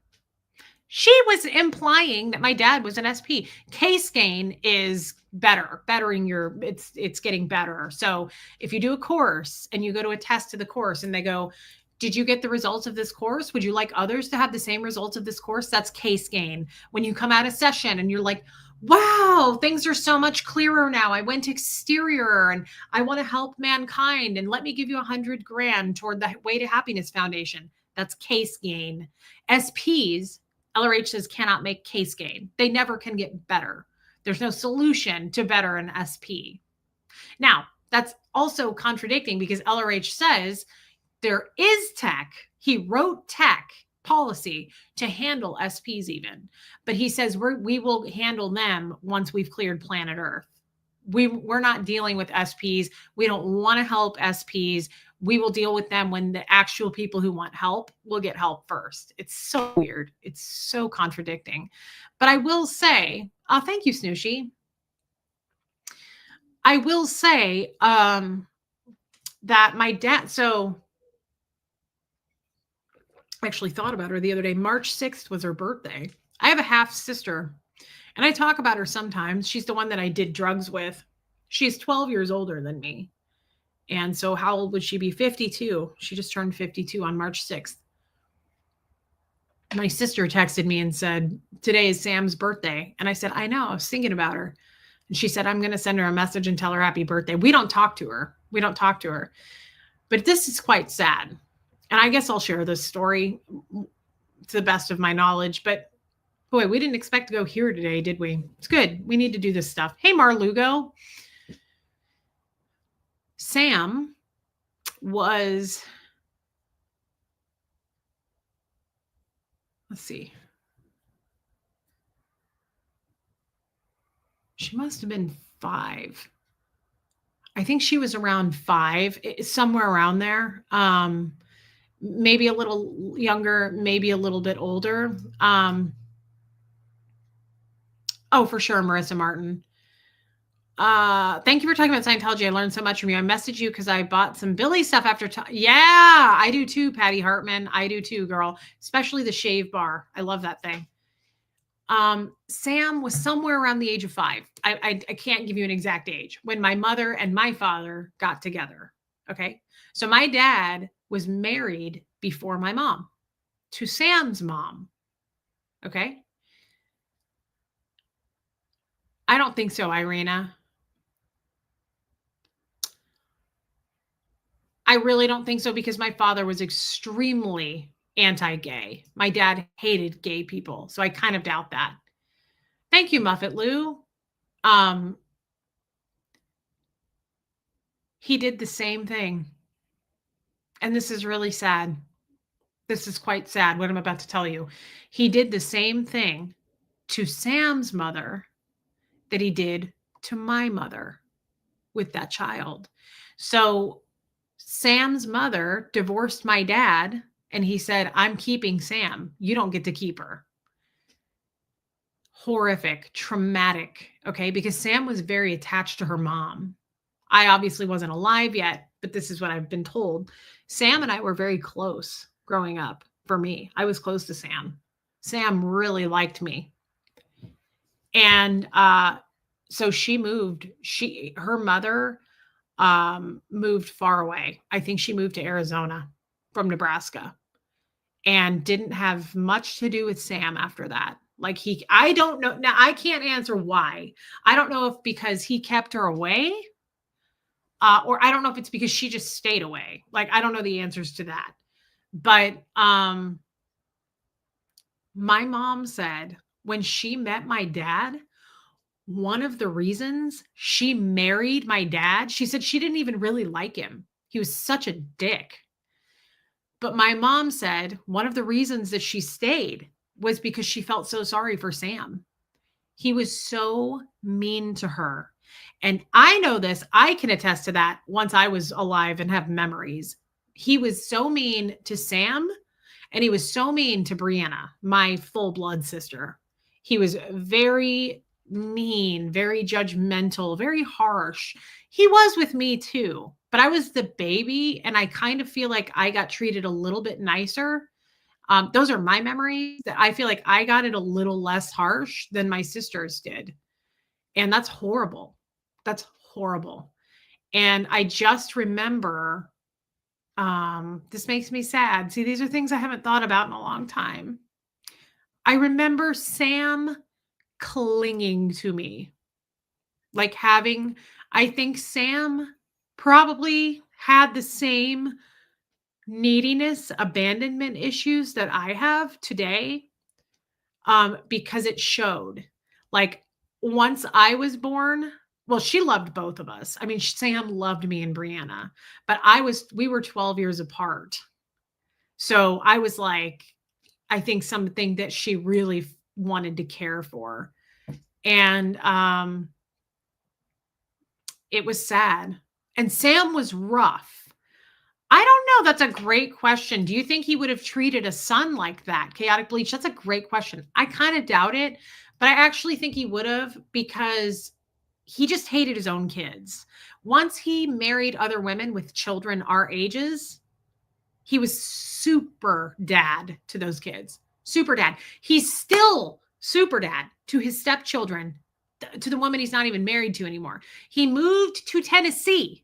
To my knowledge, I was told he moved to Tennessee to be with those kids. All fucking 5 of them live here. That's not true. I think one of them moved to Georgia. He moved here to be near those kids. So he likes kids. He just hates his own. That's how I view that. But Sam was rough. Like, I'm not trying to make Sam sound like this sweet angel. Like, she loved MTV. She was really into like hardcore rock and roll.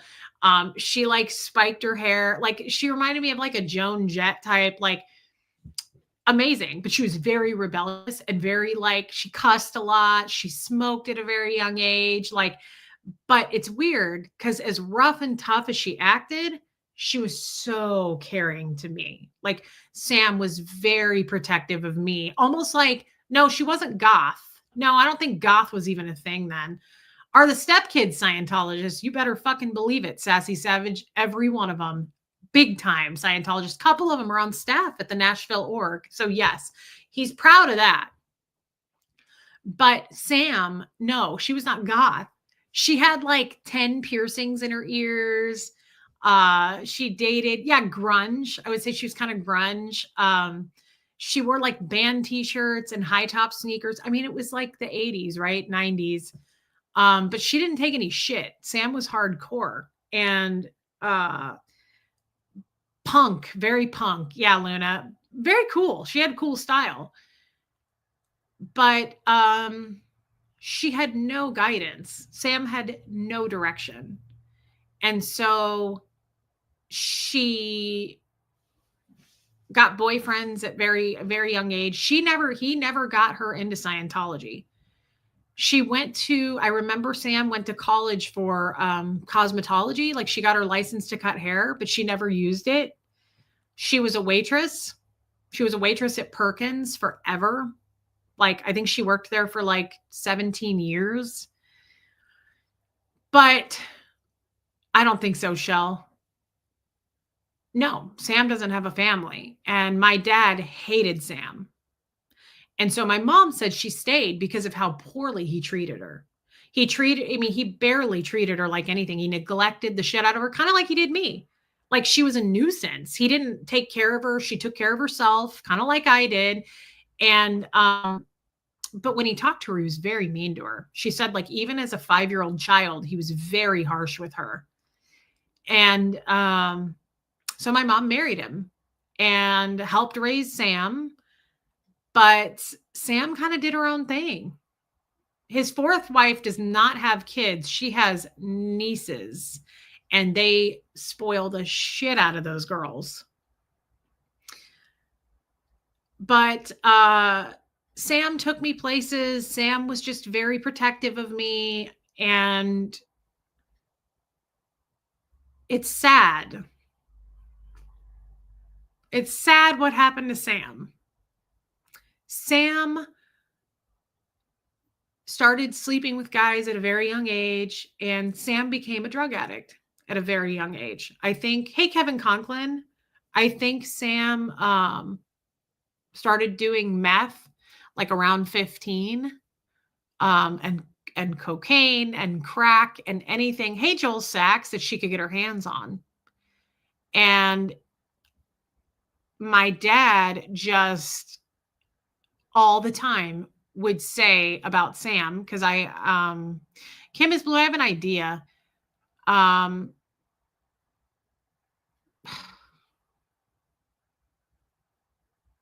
This is what makes me want to talk to my dad.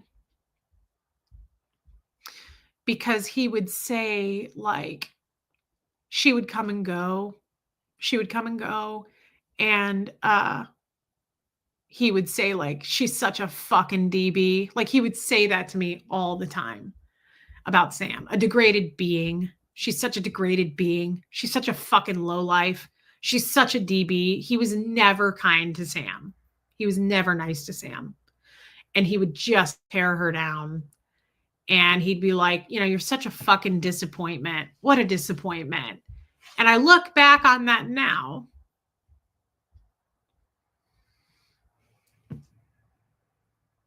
And I fucking hate thinking about this because I've thought about this for a long time. I just avoid thinking about it. Sam had no shot at life. She didn't have a prayer. He didn't give her a chance. Like, she didn't have a chance to be anybody. Nobody lifted Sam up from a very young age. And she was just abused, like, right out of the gate. And just the way he used to talk about Sam and just what a disappointment she was. And it was rough because I really liked Sam. I think your inner child wants your dad. I think your inner child needs you to relate to her the way you love Hux. There's inner child therapy at times. Something in super chats to hug you. New life plan. Thank you for that. I think you're right. I think you're on to something by saying that. I think that's absolute truth. And I don't think I ever should reach out to him. Thank you for your super chat, babe. Hey, Mar. So this is just who your father was, basically having children left and right without parenting. I know someone like that, wants to be called dad without ever giving a shit about his kids. 100%. Not being a dad, not putting the work in. Yeah. Thank you, Mar, for your super chat. Your inner child needs you to reparent you. Yeah, the way I get it, what you're saying, better together. Yeah, I think that's accurate. And I think I need to work on me, not trying to get a hold of my dad. So I agree with you on that, babe. And thank you for your super chat. But Geoplanet Jane, Sam never really connected with my mom. Not really. She didn't really click with my mom. I think my mom tried, but if I'm being totally honest, my mom is a great mother. But I've said this, and I know this upsets her, but to me, my mother is not very maternal. And the reason for that is nothing to do with Scientology. Hey, Mindy Doolin and Janet, thank you for being a member. My mom is like her mom. I don't think it's a Scientology thing at all. I think that she's just very Italian, and she keeps everything close to the chest. No, Lauren B. And she's just private. And come on. So I think that my mom just is not, she's not a warm, fuzzy mom at all. My mom is not like that. So it's nothing against what she did with Sam. I think they just didn't click. But Sam is the sister who came and got me from the org. If you guys can put that together, you may know that. So when I blew staff, blown means an unauthorized leave. When I left staff, Sam, and by the way, Sam also got my other sister out of the Sea Org. See, this shit makes me sad. Makes me really sad. I think Sam craved family and attachment, and she turned to drugs because, and probably, sleeping with random dudes because that was her only out, right? So Sam came in the middle of the night to Kansas City and picked me up and threw all my shit in her Buick, and we left. Okay. Sam came and got me, and we were driving. I didn't know Sam did drugs at this point. I'm 16. Okay. Yeah. Lisa Kelson. I'm 16 years old. And Sam is driving back to Omaha, and she's a heavy smoker. And I smoked too at the time, cigarettes. And she goes, I have something I need to tell you. And I'm like, okay. And remember, I'm like this ethical Scientologist in my mind, right? Like, I don't take an Advil. Hey, Pepper Jelly. And Sam goes, I'm a drug addict. I do drugs. Now, hey, December, at this time, Sam has a little girl, my niece, and we are 12 years apart.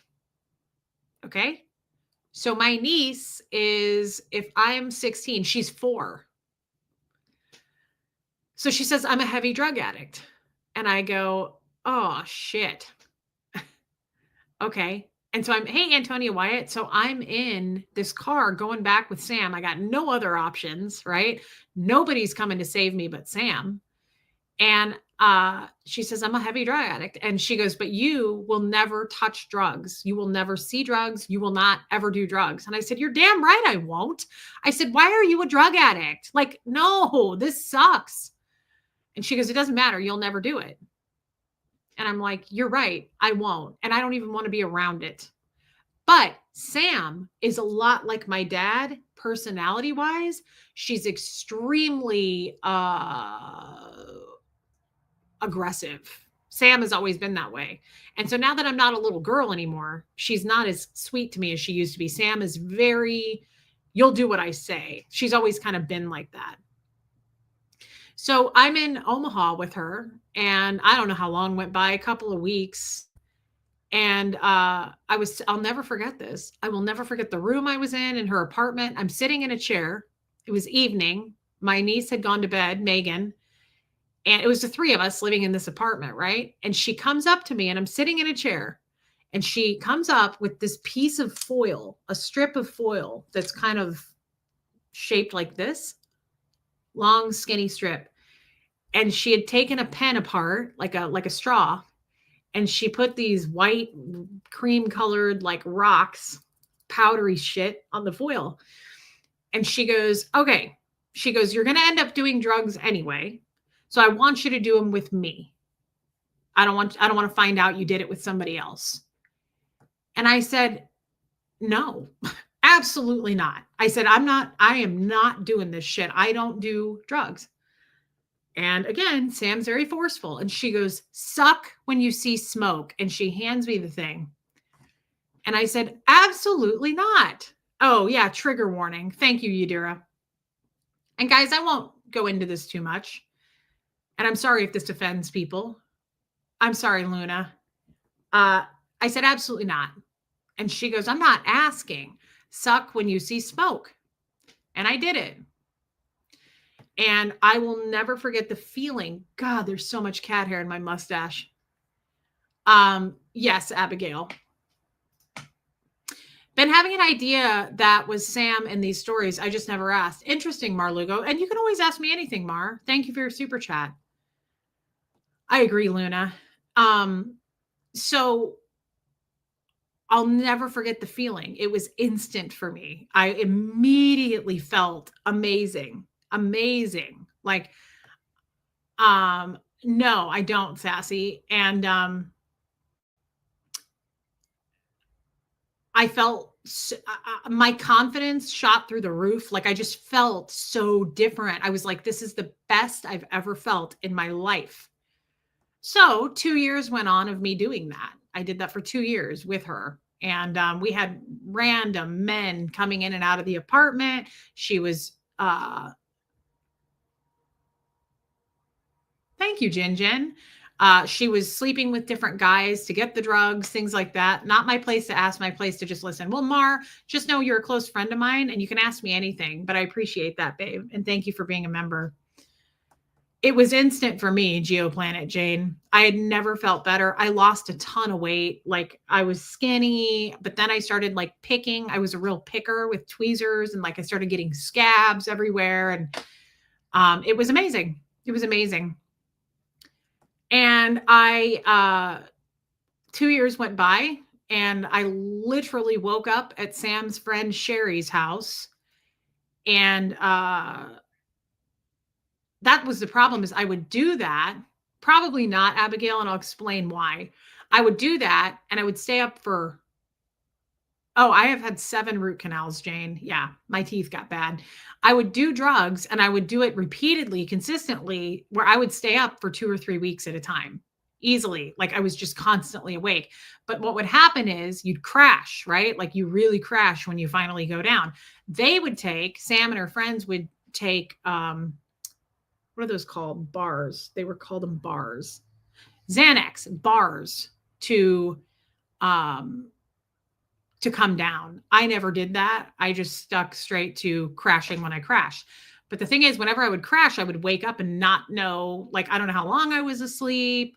I still to this day worry about, I hope nobody like tried to sleep with me. Like I would wake up in random places with different men there. Like it was crazy. It started to get really wild. Like I wasn't just in Sam's apartment anymore. We'd go to different drug houses. Like it was bad, right? So I woke up one day at Sherry's, her friend Sherry's house in Omaha. And I went and looked in the mirror. And I was 18. And I looked in the mirror and I was like black. Like it looked like sunk in, like sockets, like just black. It almost looked like I had black eyes. And that was it. It was like a switch for me. I never did it. I was like, I'm done. I got to get out of here. I'm going to die. Like, I don't want to live this kind of life. This is just terrible. So I called my dad and I fessed up and I said, I've been on drugs the last 2 years. I need money for a ticket, a bus ticket to get to Kansas City to my mom. I need help. And he said, I will never help you. He said, I can't believe I have 3 of the most degraded beings on planet Earth and they're my kids. And that was it.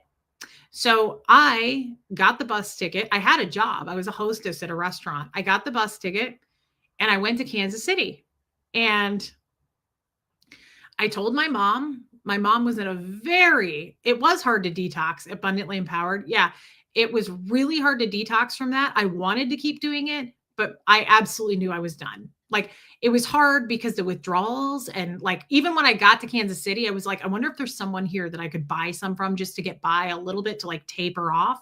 But I never did, but it was hard for me. I remember sweating and like, just like kind of like my jaw, like for me, it was movement. Like I remember cleaning the walls on that stuff. You can't sit still. And I love that feeling anyway. Like I'm that way now. I'm always in action. Right.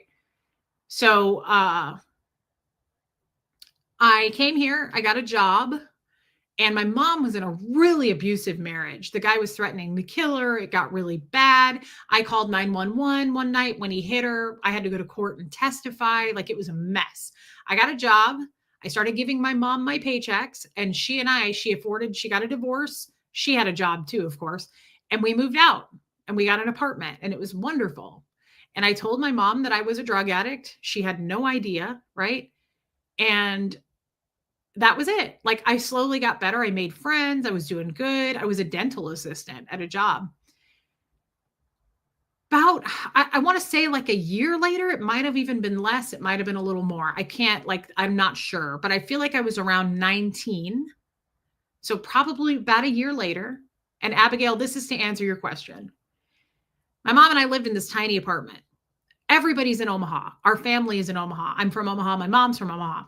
We're going to go up to Omaha to visit my aunt, my mom's sister. And we go up there, and Sam, my sister, says she wants to see me. And I said, yeah, that's fine. You can come pick me up. And my mom is very concerned about that. My mom's like, don't do anything stupid. We're leaving in the day after tomorrow or whatever it was. Like, it was a quick trip. And she says, don't do anything stupid. And I said, I'm not doing anything stupid. Like, I'm cleaned up. Like, I have a job. So this is rough. This is a bit of a trigger warning, and I'll just try to keep it short. Sam, hey, Cosmic Connection. Sam takes me to a really dirty, well-known kind of druggy area of Iowa, which is right across the Nebraska border, called Council Bluffs, Iowa. That's where people go from Omaha. They go to, like, do the casino stuff and all that. Council Bluffs is, it's known, I think, for its drug situation. Okay. I'm sure there's some nice areas, but it's known for it. Hey, Nancy Wagner. And she takes me to Council Bluffs, and she takes me to a drug house. And I was so upset. I was so upset. And I said, I don't want to be a part of this. I don't do this anymore. We go into this house, and there are random, like, there's a dude sitting on the floor with, like, injecting himself in the arm. Like, it was ugly. It was bad. It was probably the worst I had seen. And I will say this, Sam was no angel. Like, before I left Omaha, Sam had gotten pregnant by one of the drug addict guys that she was buying drugs from. She put the baby up for adoption, but she was using during that whole time. So my things that I witnessed, I really pulled away from Sam. Sam hugely started to disappoint me just as a person in life. Like, this is not what I want. And I'm brushing over that. I don't want to go into that. It was very, very traumatic for me to watch that. It was really, really hard for me to witness that. And I witnessed it a lot. And every time I witnessed it, it was really hard for me. Honestly, it's probably the drugs that got me through it and kept me numb, because it was very emotional for someone to just to watch that. And so I'm in this drug house, and my niece was there. And she comes running out of this room, and she goes, Aunt Reese! And she comes to hug me. And all these people were like, get back in there. Get back in that room. Like, really ugly. And she's crying, and I'm upset. And I was like, I gotta get out of here. I don't want to be here. I don't want to be around this shit. So, typical Sam, who's very aggressive, very forceful, she passes me the foil. And there's fucking people everywhere in this house. I would say there was at least 9 or 10 people in this whole big area doing different types of shit. And she passes it to me, and I said, absolutely fucking not. You're out of your mind. Like, I have a job now. I'm clean. I live in a different state. It's not happening. And she goes, these fucking people think you're a cop, so you have to do it. And I said, oh my God, this is unbelievable. And she's shoving it at me, and she's like, do it now. And I did it. And I don't think that it was meth. I don't think it was what I thought it was. I still to this day don't know what it was, but I thought I was going to die. I sat on this couch after I did it, and I just pissed myself. I pissed all over this couch. I was frozen, like sweat, and my heart was like coming out of my chest. And I said to her, I was like, I'm going to throw up. I got to get out of here. I said, I need an ambulance. And I had a phone and she took it away from me. And she said, you're not fucking calling 911. And I said, I'm dying. And I started crying. It was such a shit show. And I was so fucked up from that. I still, to this day, it was the worst drug experience I'd ever had. Like of those 2 years that I did drugs, that was not what I was doing before. And I stayed up all night and I pissed again. Like I had no function. I had no control over anything. The next morning, I got to go back. We're driving home. And Sam is driving me back to where my aunt's house is, threatening me the whole way. And she's like, if you say shit, if you say anything about what happened, she's like, I'll come to Kansas City and fucking kill you. Sam got very ugly. She got worse and worse as she progressed in life. And I was like, okay. Like I was so out of my mind. I couldn't even like absorb what she was telling me. I remember being in the passenger seat and she's like driving and she was like, I'll fucking kill you. Did you hear me? She was like, nod your head that you understand me. She was insanely angry. And I was like, yeah, okay. So we go to my aunt's and Sam leaves me. And my mom had the cutest Honda Accord. It was like this black Honda Accord. It was a coupe. And my mom doesn't know. And my mom goes, are you ready to go? And I'm like, yeah, I was so out of it. And my mom goes, you drive to Mountain City, halfway point, and I'll drive the rest to Kansas City. And we get in my mom's car and I drove into the neighbor's front porch. I couldn't drive. I couldn't do anything. I didn't damage the porch really bad, but I like drove into their hedges, their bushes, whatever it was. And I was just like, I can't drive a vehicle. I can't operate my mind right now. So my mom drives us home and she's just flipping out. My mom is so angry with Sam. She's mad at me too, but she was so mad at Sam. And we get home and my mom's just like giving me tons of water. She doesn't know what to do. And I'm just like laying down and she called Sam's mom. And she was most pissed about Megan, my niece, and being in that situation. So Sam's mom is like, from what I know, I don't know her that well, but Sam's mom is like a wealthy woman that lives in Arizona. And from what I know, she's very stable. So she calls her mom and she's like, this is Diane. And here's what just happened to my daughter. And she's like, and you need to know what your daughter is doing and what's happening with your grandchild. And like told her the whole story. And she's flipping out on Sam's mom. She's like, she almost killed my child. Like she's fucked up. And Sam's mom was so, I hate when people react like this, took no responsibility, had no interest in any of it. She apparently to my mom, she was like, yeah, sure. Okay. Yeah, I'm going to believe that. So she asked to talk to me and I get on the phone. And she's like, I don't believe a word of what you guys are saying. So, and I said, okay. And she goes, I'll never forget this because I never talked to her again. She goes, I hope that you, I hope you stay clean. And I was like, yeah. Yeah, Dylan, it was after I was 19. That was it. So to answer some of your questions, people were asking earlier, do I talk to Sam? It would be good for Huxley to know Sam. I stay away from Sam. I have kept in touch with Sam's daughter, my niece, and she's got a couple of kids. She's married. She's happy. She is totally disconnected from Sam. She has nothing to do with her. And that's because Sam never got cleaned up. Sam went to prison. Like Sam was in a halfway house. Sam couldn't get it together. Now, is Sam clean today? I have no idea. But her birthday was March 6th and she's 52. I don't know if Sam has any real teeth in her head. I don't know anything about her. I think it's very sad and that makes me choke up because as horrible as what Sam did, And it was horrible. It was horrible what she did.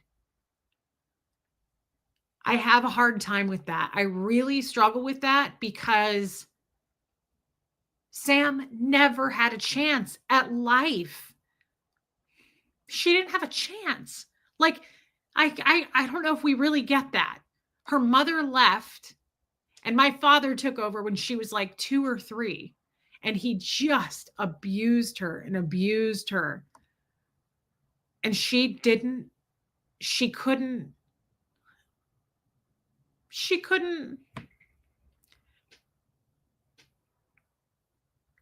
she couldn't pull herself out of it. And today, I often think of Sam and I think I'd like to help her. I'd like to talk to her.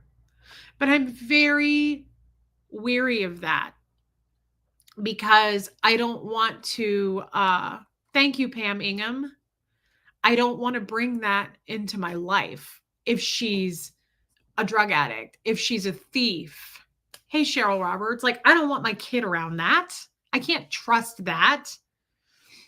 But I will tell you, let me look and see if I can find it, if I can search for it. I haven't talked to Sam and Samantha. Oh, dang. Oh, no. Okay, I found it. I haven't talked to Sam in a really long time. Sam was thrown out to the wolves. She made the best with the hand she was dealt. And it wasn't the best, Mar. It wasn't. But this is wild. So I'm not Facebook friends with Sam. I never talk to Sam. Sam talks to my sister Brianna, I think maybe once a year or something. Like, Brianna texted me the other day and she goes, "It's Sam's birthday." And I said, "I know." And she said, "I think I'm going to reach out and tell her." And I said, "Good, you should."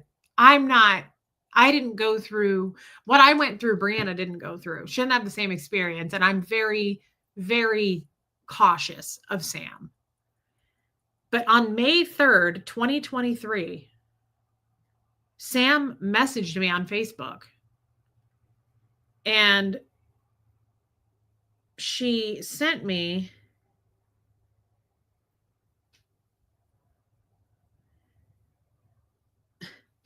it's on its side.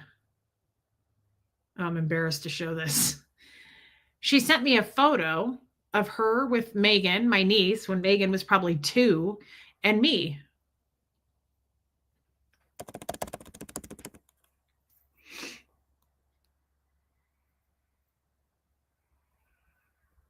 And it says flashback something. She said flashback.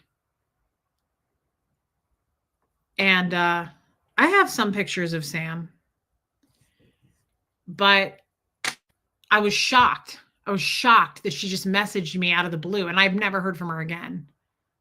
And yeah, right, Shell. But do you want me to try to find her? I can find her on Facebook. I could friend her right now and message her, Shelly. I don't know where she is in the world. But thank you, Shelly, for saying that. You know what's weird, Shelly? I'll tell you something weird. You look like her. Whenever we have our calls, every time I look at your face, you look like Sam. You look just like her. It's interesting. But it's interesting. I'm glad that I talked about that. I probably needed to talk about that. I don't know that I've told the full story on that ever. And as much as I don't hate anybody. I don't hold it against anybody. I don't want to hate or hurt anybody, but there's some pain there with Sam, definitely between us, right? And we've never talked it out. We've never talked it through. And I don't know if it's smart to as a matter of fact, I have that one picture that somebody tagged me on Facebook. I wonder if I can find it real quick. That's a picture of all of us. I don't know. let's see. How can you look at people who tagged you in photos? You just go to your photos, tagged photos. Huh. Wonder why it's not there. Hmm.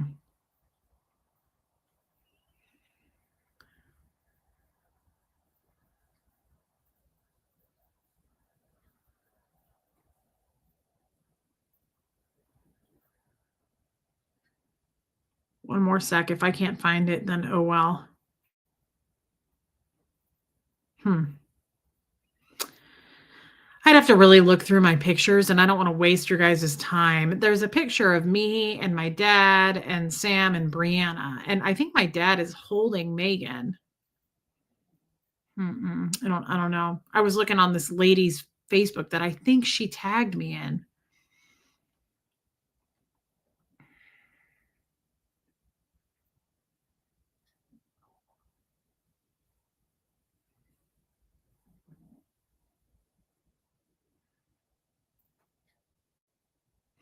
Yeah, I have the photo. I just have to go really digging through my pictures oh my god, I found it.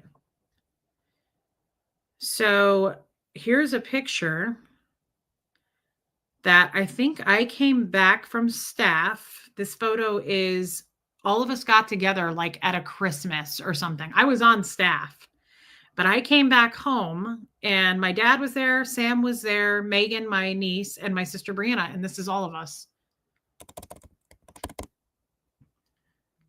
That was a Boston Terrier that we had. So that's Sam. Sam was really cute. She looks a lot like my dad.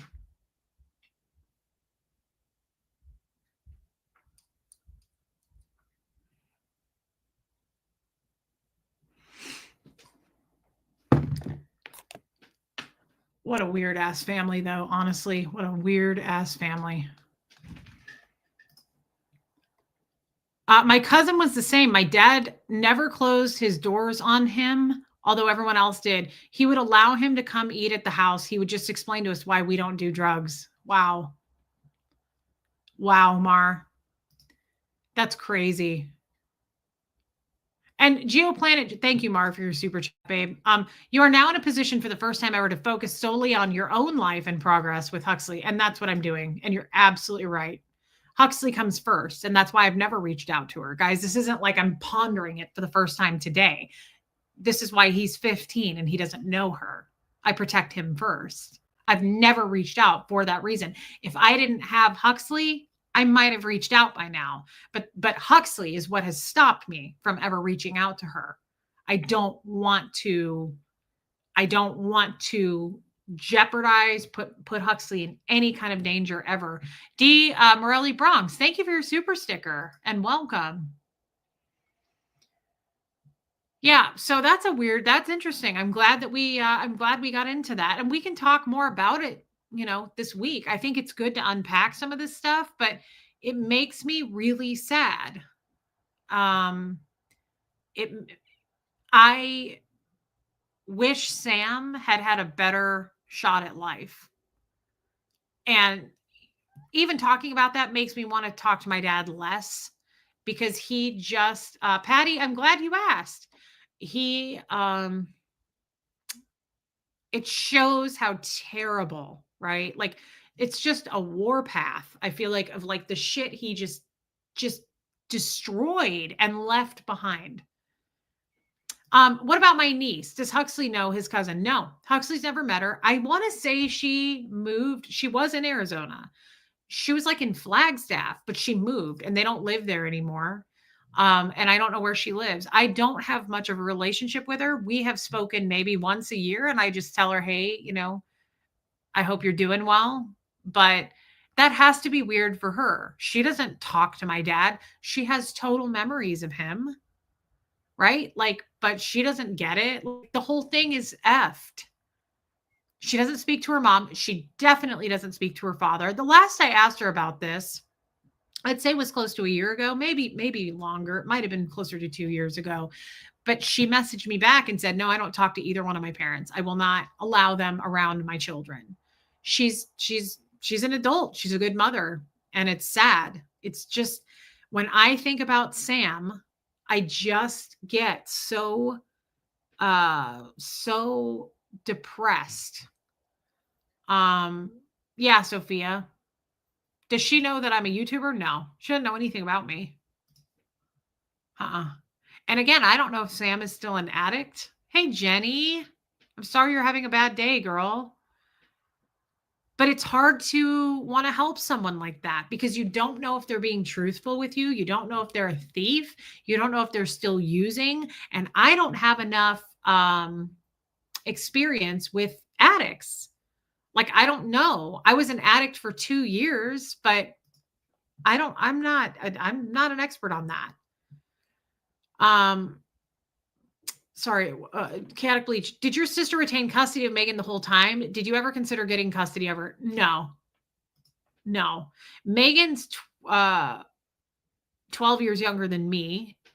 And no, I mean, I was 19 when all that went down. I wouldn't have tried to get custody of her at the time. But I think my mom was trying to get Megan to go live with her grandmother. Like, honestly, I was a kid, right? Sam's mother should have stepped in and taken Megan. She should have came and got her, is what should have happened there. She had the finances to do it. You know, she was in a safe place. Like, that's where Megan should have gone. I was in no position. I was living in an apartment with my mom. I was in no position to take on, let's see, Megan would have been 7, a 7-year-old. You know, I had no business having a child then, but it's wild to me. Like, that whole thing is just, and I hope Sam is clean. And I hope that Sam has a person in her life, like, or at least some friends.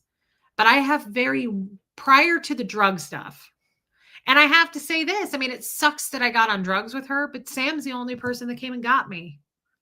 Sam was the only person that came and got me from Scientology.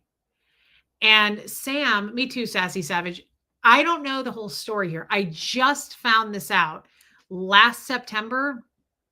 Do you guys remember when I came here last September from family? I came here. I didn't share this at the time, but I came for my dad's surgery. Cancer surgery, but I also came and I spent time with my sister and I posted pictures. I sat on my sister's couch one day while her kids, I don't know if the little one was born yet. He might have been, but the other one was in school. And I sat there and I asked her questions that were very depressing. I got to really know her. Yeah, Danique, I agree. I got to really know Brianna. And I asked her about high school. I was like, did you go to high school? Like, I didn't know shit about her.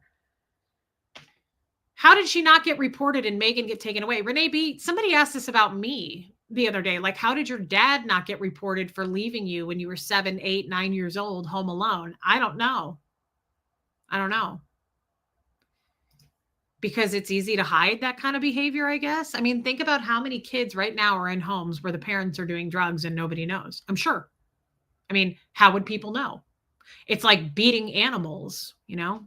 Beating a kid, beating your wife. You're behind closed doors. They don't come out in the open doing that shit. People hide that kind of abuse. I'm assuming. I mean, I don't know.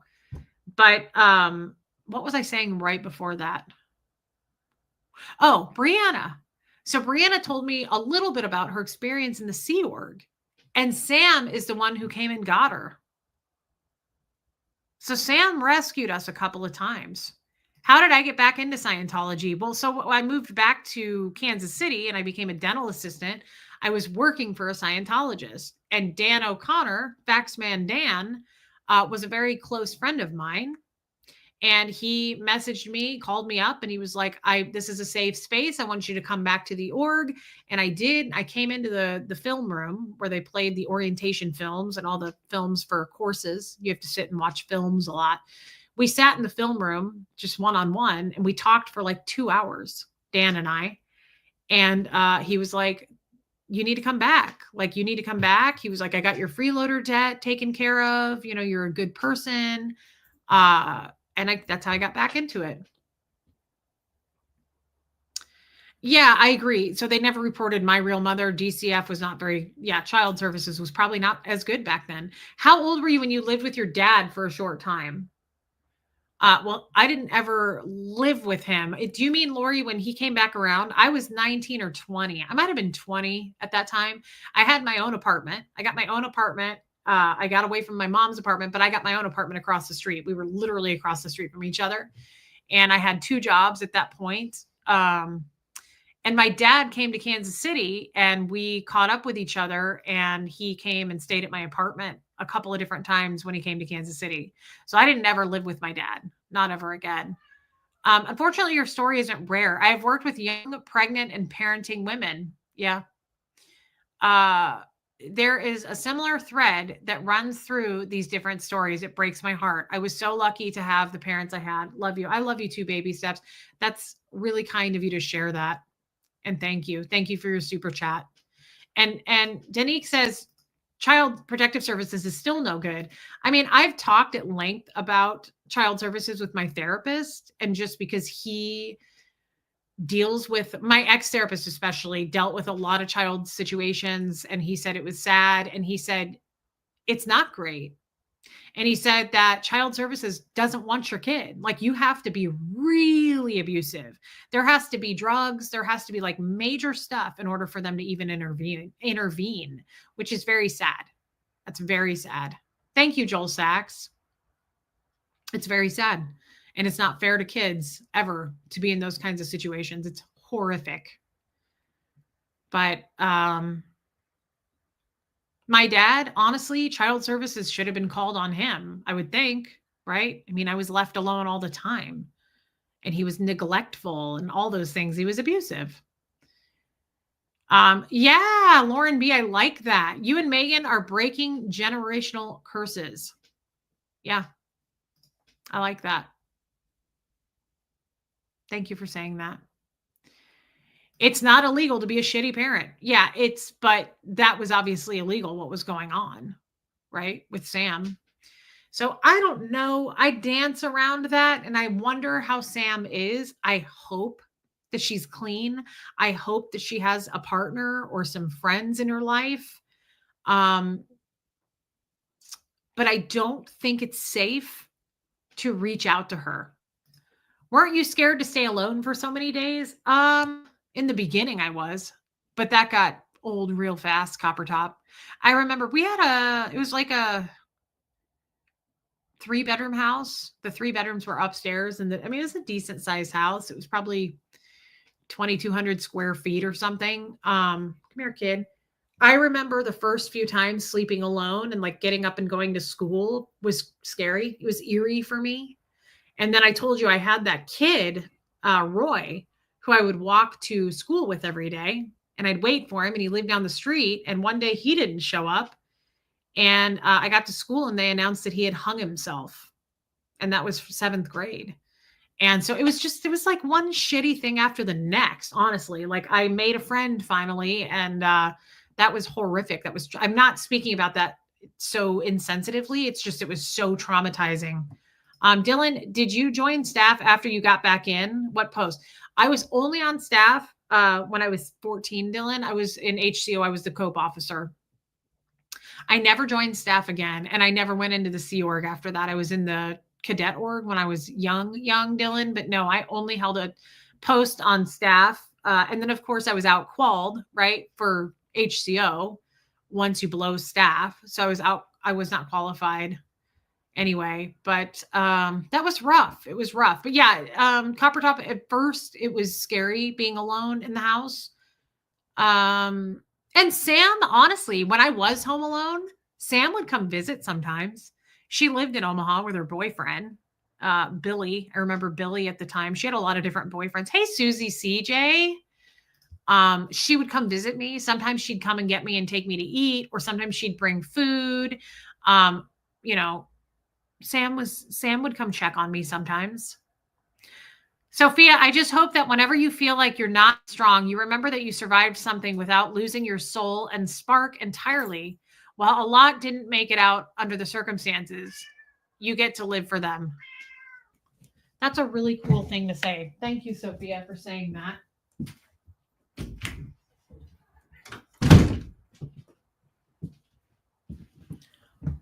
I appreciate you giving me that credit. I agree with you. I'm just going to accept that and agree with you. I feel like maybe I could have done more, if that makes sense. And I still feel some sort of responsibility with Sam. It just I have so many good memories prior to the drug stuff with Sam. Like, she really, really cared about me. Hey, reintegrated outie. She really cared about me. Thank you, Geoplanet Jane. She really took care of me, like, in a very kind of half motherly, half, big sister kind of way. Honestly, I was much closer to Sam than I was Brianna. Brianna and I did not get along very well at all growing up. And to be fair, I didn't spend a lot of time with Brianna. I've never lived in the same city as Brianna since I was 7. Okay. 8 at the latest. So I'm just now getting to know Brianna. We just spent our first Christmas and Thanksgiving in the same city. And Brianna and I did not get along growing up. We fought a lot. My dad probably didn't help that he forced us to do TRs in the kitchen all the time. Every time Brianna and I would fight, he'd make us do TRs even more because that was like a big thing. And confronting each other, confront each other. That will dissolve your fighting. So Brianna and I, cats and dogs, we really didn't get along. Does Brianna talk to Megan? Not much. Mm-mm. No, if at all. But Sam and I were closer. Again, I was Sam's baby sister. And I think she also felt bad that Brianna would fight with me a lot. So she kind of protected me from that, I think, too. Like, lay off of her type of thing. Yeah. Sam was protective of me. And it made me feel special because Sam was hardcore. She was mean. She was not very kind. She was very rough around the edges. Again, I think it's because she had no fucking person. She had no guidance, no mother. Stella, I think maybe Sam would have done some talking and apologizing to do, Reese. If she was back on track, you'd think she would want to do that. I think you are right, probably, Stella, which makes me nervous about where she's at right now. We're probably not in the same place. And it's not my job to clean that up, to be honest. Like, if she is an addict right now, I don't know the first thing and how to help that. Right? I just wouldn't want to get involved in that again because of Huxley. I'm not bringing that into my child's space ever. I will not put Huxley at risk like that. So, but it was special. Those moments prior to all the breakdown and the horrible shit with Sam, those memories, it was really special. She was very sweet to me, very protective of me. And again, that was meant more to me because she was so mean to everybody else, if that makes sense, right? You are strong, Reese, that you came to your senses and loved yourself enough to quit that life. I hope you can share your story with Huxley one day so he knows how badass you are. Thank you, Abundantly Empowered. Maybe I will one day. It's obviously not an appropriate story to share with him now. I wouldn't want him to know that whole story now, but maybe as an adult one day, yeah, when he's, his mind is able to wrap around that and understand. But yeah, I thank you for saying that. I am working as an RN in foster care medical case management. Wow. Bless you for that. The decision to return kids based on state requirements. CPS doesn't always want to return when they have to. I am sorry, Reese, for it all. God, I bet your job is rough. I cannot imagine a job like that. I cannot imagine. I couldn't do it. I couldn't do that. Thank you for what you do, baby steps, and thank you for your super chat. Guys, we went past the 2-hour mark. I don't usually do that. Oh, sure, Abigail, that makes sense. If this had come up 6 months ago, I would have wished she could connect with Tommy. I thought about that when I was with Tommy, like getting him to talk to Sam, and I'm sure he would have if I would have asked him to. I just never did. I don't think I ever really, no, I brought up Sam on a stream with him when I was doing drugs, but I don't think I ever went into this much detail ever. Not on YouTube and not with Tommy, not about Sam. Trisha K. Reese, what you have overcome is amazing. Is there a way for me to ask gently, how did you ever think dating a man that had been incarcerated for 10 years was good? No, I think that's a very appropriate question, Trisha K. I thought it was amazing. I was proud of it. I was proud of Tommy. I did not feel ashamed of him. I did not feel ashamed of our relationship. I was proud of our relationship. I was honored. I thought this man was incarcerated like a hardcore criminal, hardcore 30 plus years of a heroin addict, rises above all of that and helps people. I never say out in public what I do for a living. I always say I work for Google. I do not tell people I have a YouTube channel. When Tommy and I were rarely out in public, I was so proud of him. When we would talk to random people, I would be like, he has a sobriety channel. He helps people because he was an addict and a criminal. He helps people get away from that. Like, is there a better job? Is there a better position to be in? I was impressed as hell. I was honored to be his girlfriend. I was so proud of that. I thought, fuck dating a doctor. Like, this guy rose above the worst possible things. You know what Casper said? Do you guys remember Casper said? 2%. 2% is what happens. Like, people who were drug addicts and criminals, 2% of them come out and actually make it. They don't go back to crime. They don't go back to drugs. And I was like, Tommy is in that 2%. That filled my heart. I want to cry talking about it because I was really proud of him. I was so honored to be by his side, to be his girl. So when you ask that, Trisha K, you're very welcome. No, chill, he's not. That's the point. None of that's true. But at the time, I was not ashamed that he was a criminal. I was proud of it. I was proud of his story. He had a great comeback story. He was sober. He was helping people to get sober. I didn't judge his past. I wasn't the least bit turned off by it. I was turned on by it. Honestly, that really attracted me to him. I think that's amazing. I would rather be around people like that if it's real, right? Than people who just had everything handed to them with a silver spoon. Like, cool, yeah, you went to medical school. That's cool. I mean, I have respect. Don't get me wrong. People who are doctors, I worked for doctors for a long time. I respect the shit out of doctors and I appreciate them. But people who were just had this perfect upbringing and their parents loved them and they didn't do drugs and they didn't do anything, it's great. And I'm impressed, right? But I saw something in him and I thought, oh my God, I'm so proud of this. I'm so proud of this. Your accomplishments impress me. And I'm proud to be yours. So that's my answer for that. Unfortunately, that's not how it turned out, right?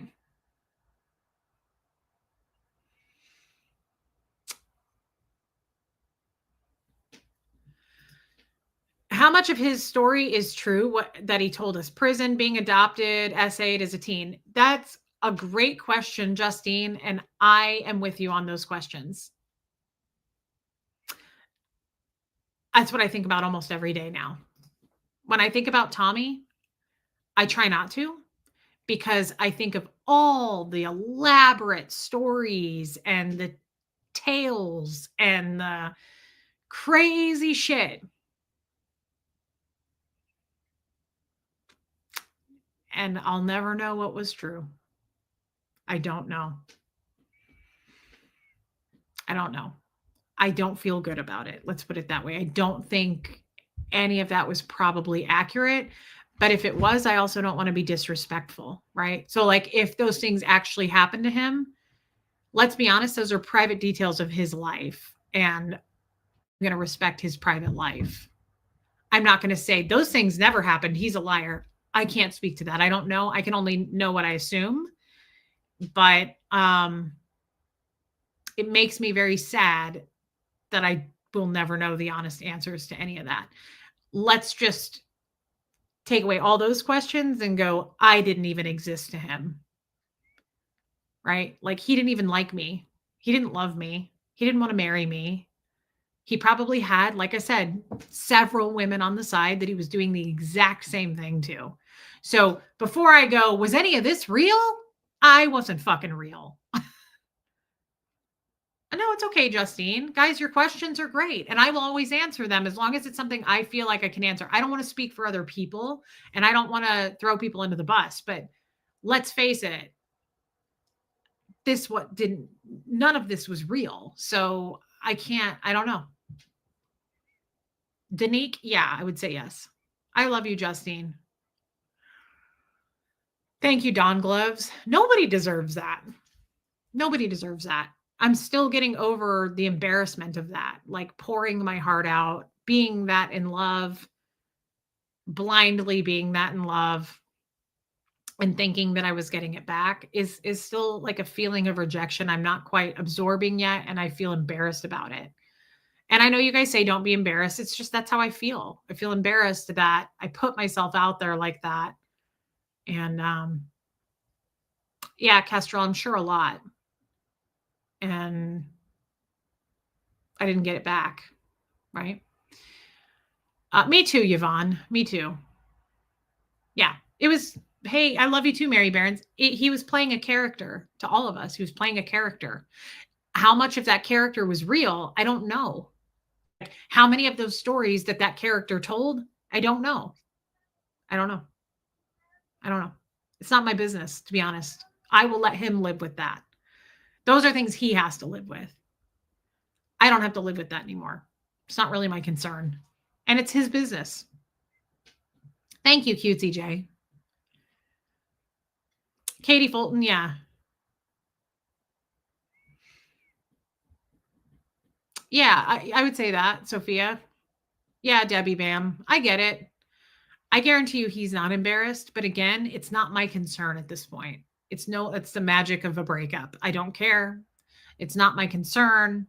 And I'm going to move forward and be the best version of myself that I can be as authentic as I can be. I want to be true to me, true to everybody else.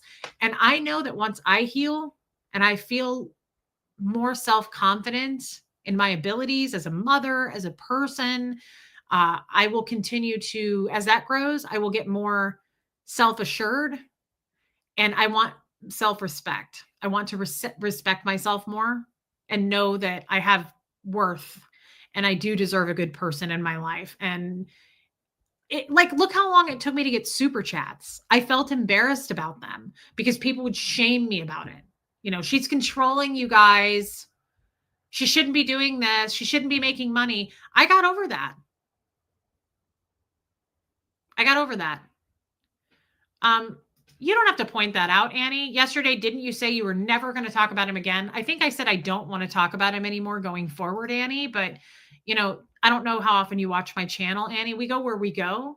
What I said yesterday, I'm pretty sure was I want to respect Tommy's privacy. I will never go into, pretty sure, Annie, I said I will never go into the details of our relationship because I want to respect that. But I feel as though I can skate over the surface of things and how I felt about things, but I don't want to go into details of Tommy's life.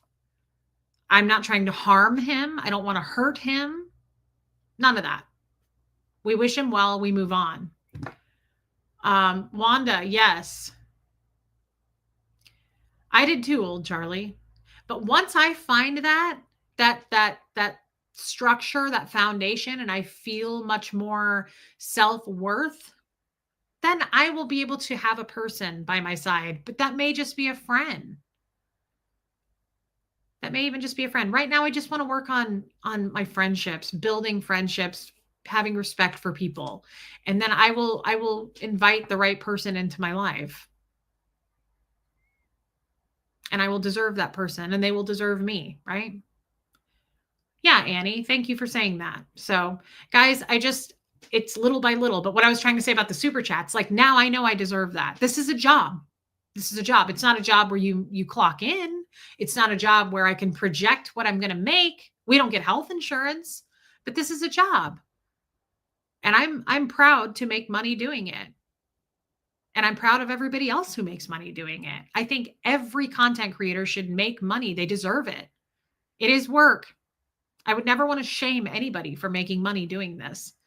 It's amazing, amazing to have the support that I have, the memberships that people support me with, the super chats, even people just who've never given a dime, but they watch. That's all I want. I want your time. I've never expected money from anybody, but people do give me money. And it's amazing. And I'm grateful and I'm proud of it. I'm not ashamed. I'm not ashamed. So I'll get there. I'll get there little by little. Thank you, Yvonne. That's right. I have friends and I have support. And that's what I need right now. I love that. You've been following your own compass and it's gotten you out of a lot of bad situations. That's true. Thank you, Muffet Lou. This has been a fantastic stream. I hope it wasn't too heavy. Cheryl Roberts. Yeah, I agree. I agree. So guys, thank you. Thank you. Speaking of real quick, hit subscribe if you would, because YouTube unsubscribes you guys. Let me look at my calendar. Would everybody be cool with the 30th for the Zoom call? I think we're going to do, thanks, Danique. I think we're going to do the Zoom call on Sunday, the 30th, if that's okay with everyone. So I'll have a post put up about that, but I just wanted to give everyone a heads up. We do it at noon on Sundays, our upper tier membership. So I was thinking about it today and I was like, I need to. Thank you for saying that, Danique. I'm glad the stuff we've been talking about this week. We need to unpack this stuff. No question. Okay, good, Marlugo. You are an amazing, hey, Susie CJ, you are an amazing person and deserve all the beautiful things this world has to offer. The shame is not yours to carry. You are an authentically great person. Your heart was taken advantage of. And I appreciate you saying that. It's true. Happens to the best of us, right? Like, I'm not the only person that this is going to happen to. Oh my God, Alana, that's amazing. I love that. Susie CJ, thank you for saying that. It's very validating and I love you, girl. Thank you for that. Thank you for your super chat. This has inspired me to go live. I love that. That's amazing. That's amazing. All right, everybody. You escaped cruelty from your dad, a drug addiction, a cult, and 2 abusive men. You are a strong person. The strength is real. Okay, Bleach, thank you. Thank you for saying that. I'm not going to reject it. I almost did. I almost said, yeah, a lot of people have been through a lot, but I'm not going to do that. I'll just appreciate what you said. It's validating. Thank you, Danique. All right, everybody. Hey, Lake Lady Mima, hit subscribe. Thank you for staying with me. This was a long stream. There's over 600 people in here, and that means the world to me. It's therapeutic for me to talk. I love you, Joel. It's therapeutic for me to talk with people here listening. It feels amazing when you guys give me that time. That's all I really want from you is your time. And I know it's valuable. So thank you for sticking with me and being here with me. It really does mean a lot. So thank you. And thank you for your super chats. Always thank you for that. Thank you for your memberships. But just most importantly, I appreciate you listening, your comfort and warmth and your wisdom.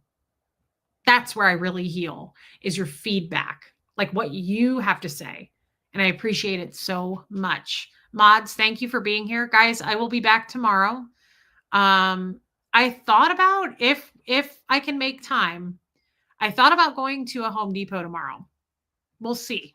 We'll see. If you guys can join me, that would be great. It would be kind of hilarious. Love you too, Shannon, but we'll see. Don't be disappointed if I don't. But we'll see. I love you guys. Thank you for being here. And here comes Fred. Everybody have a good night.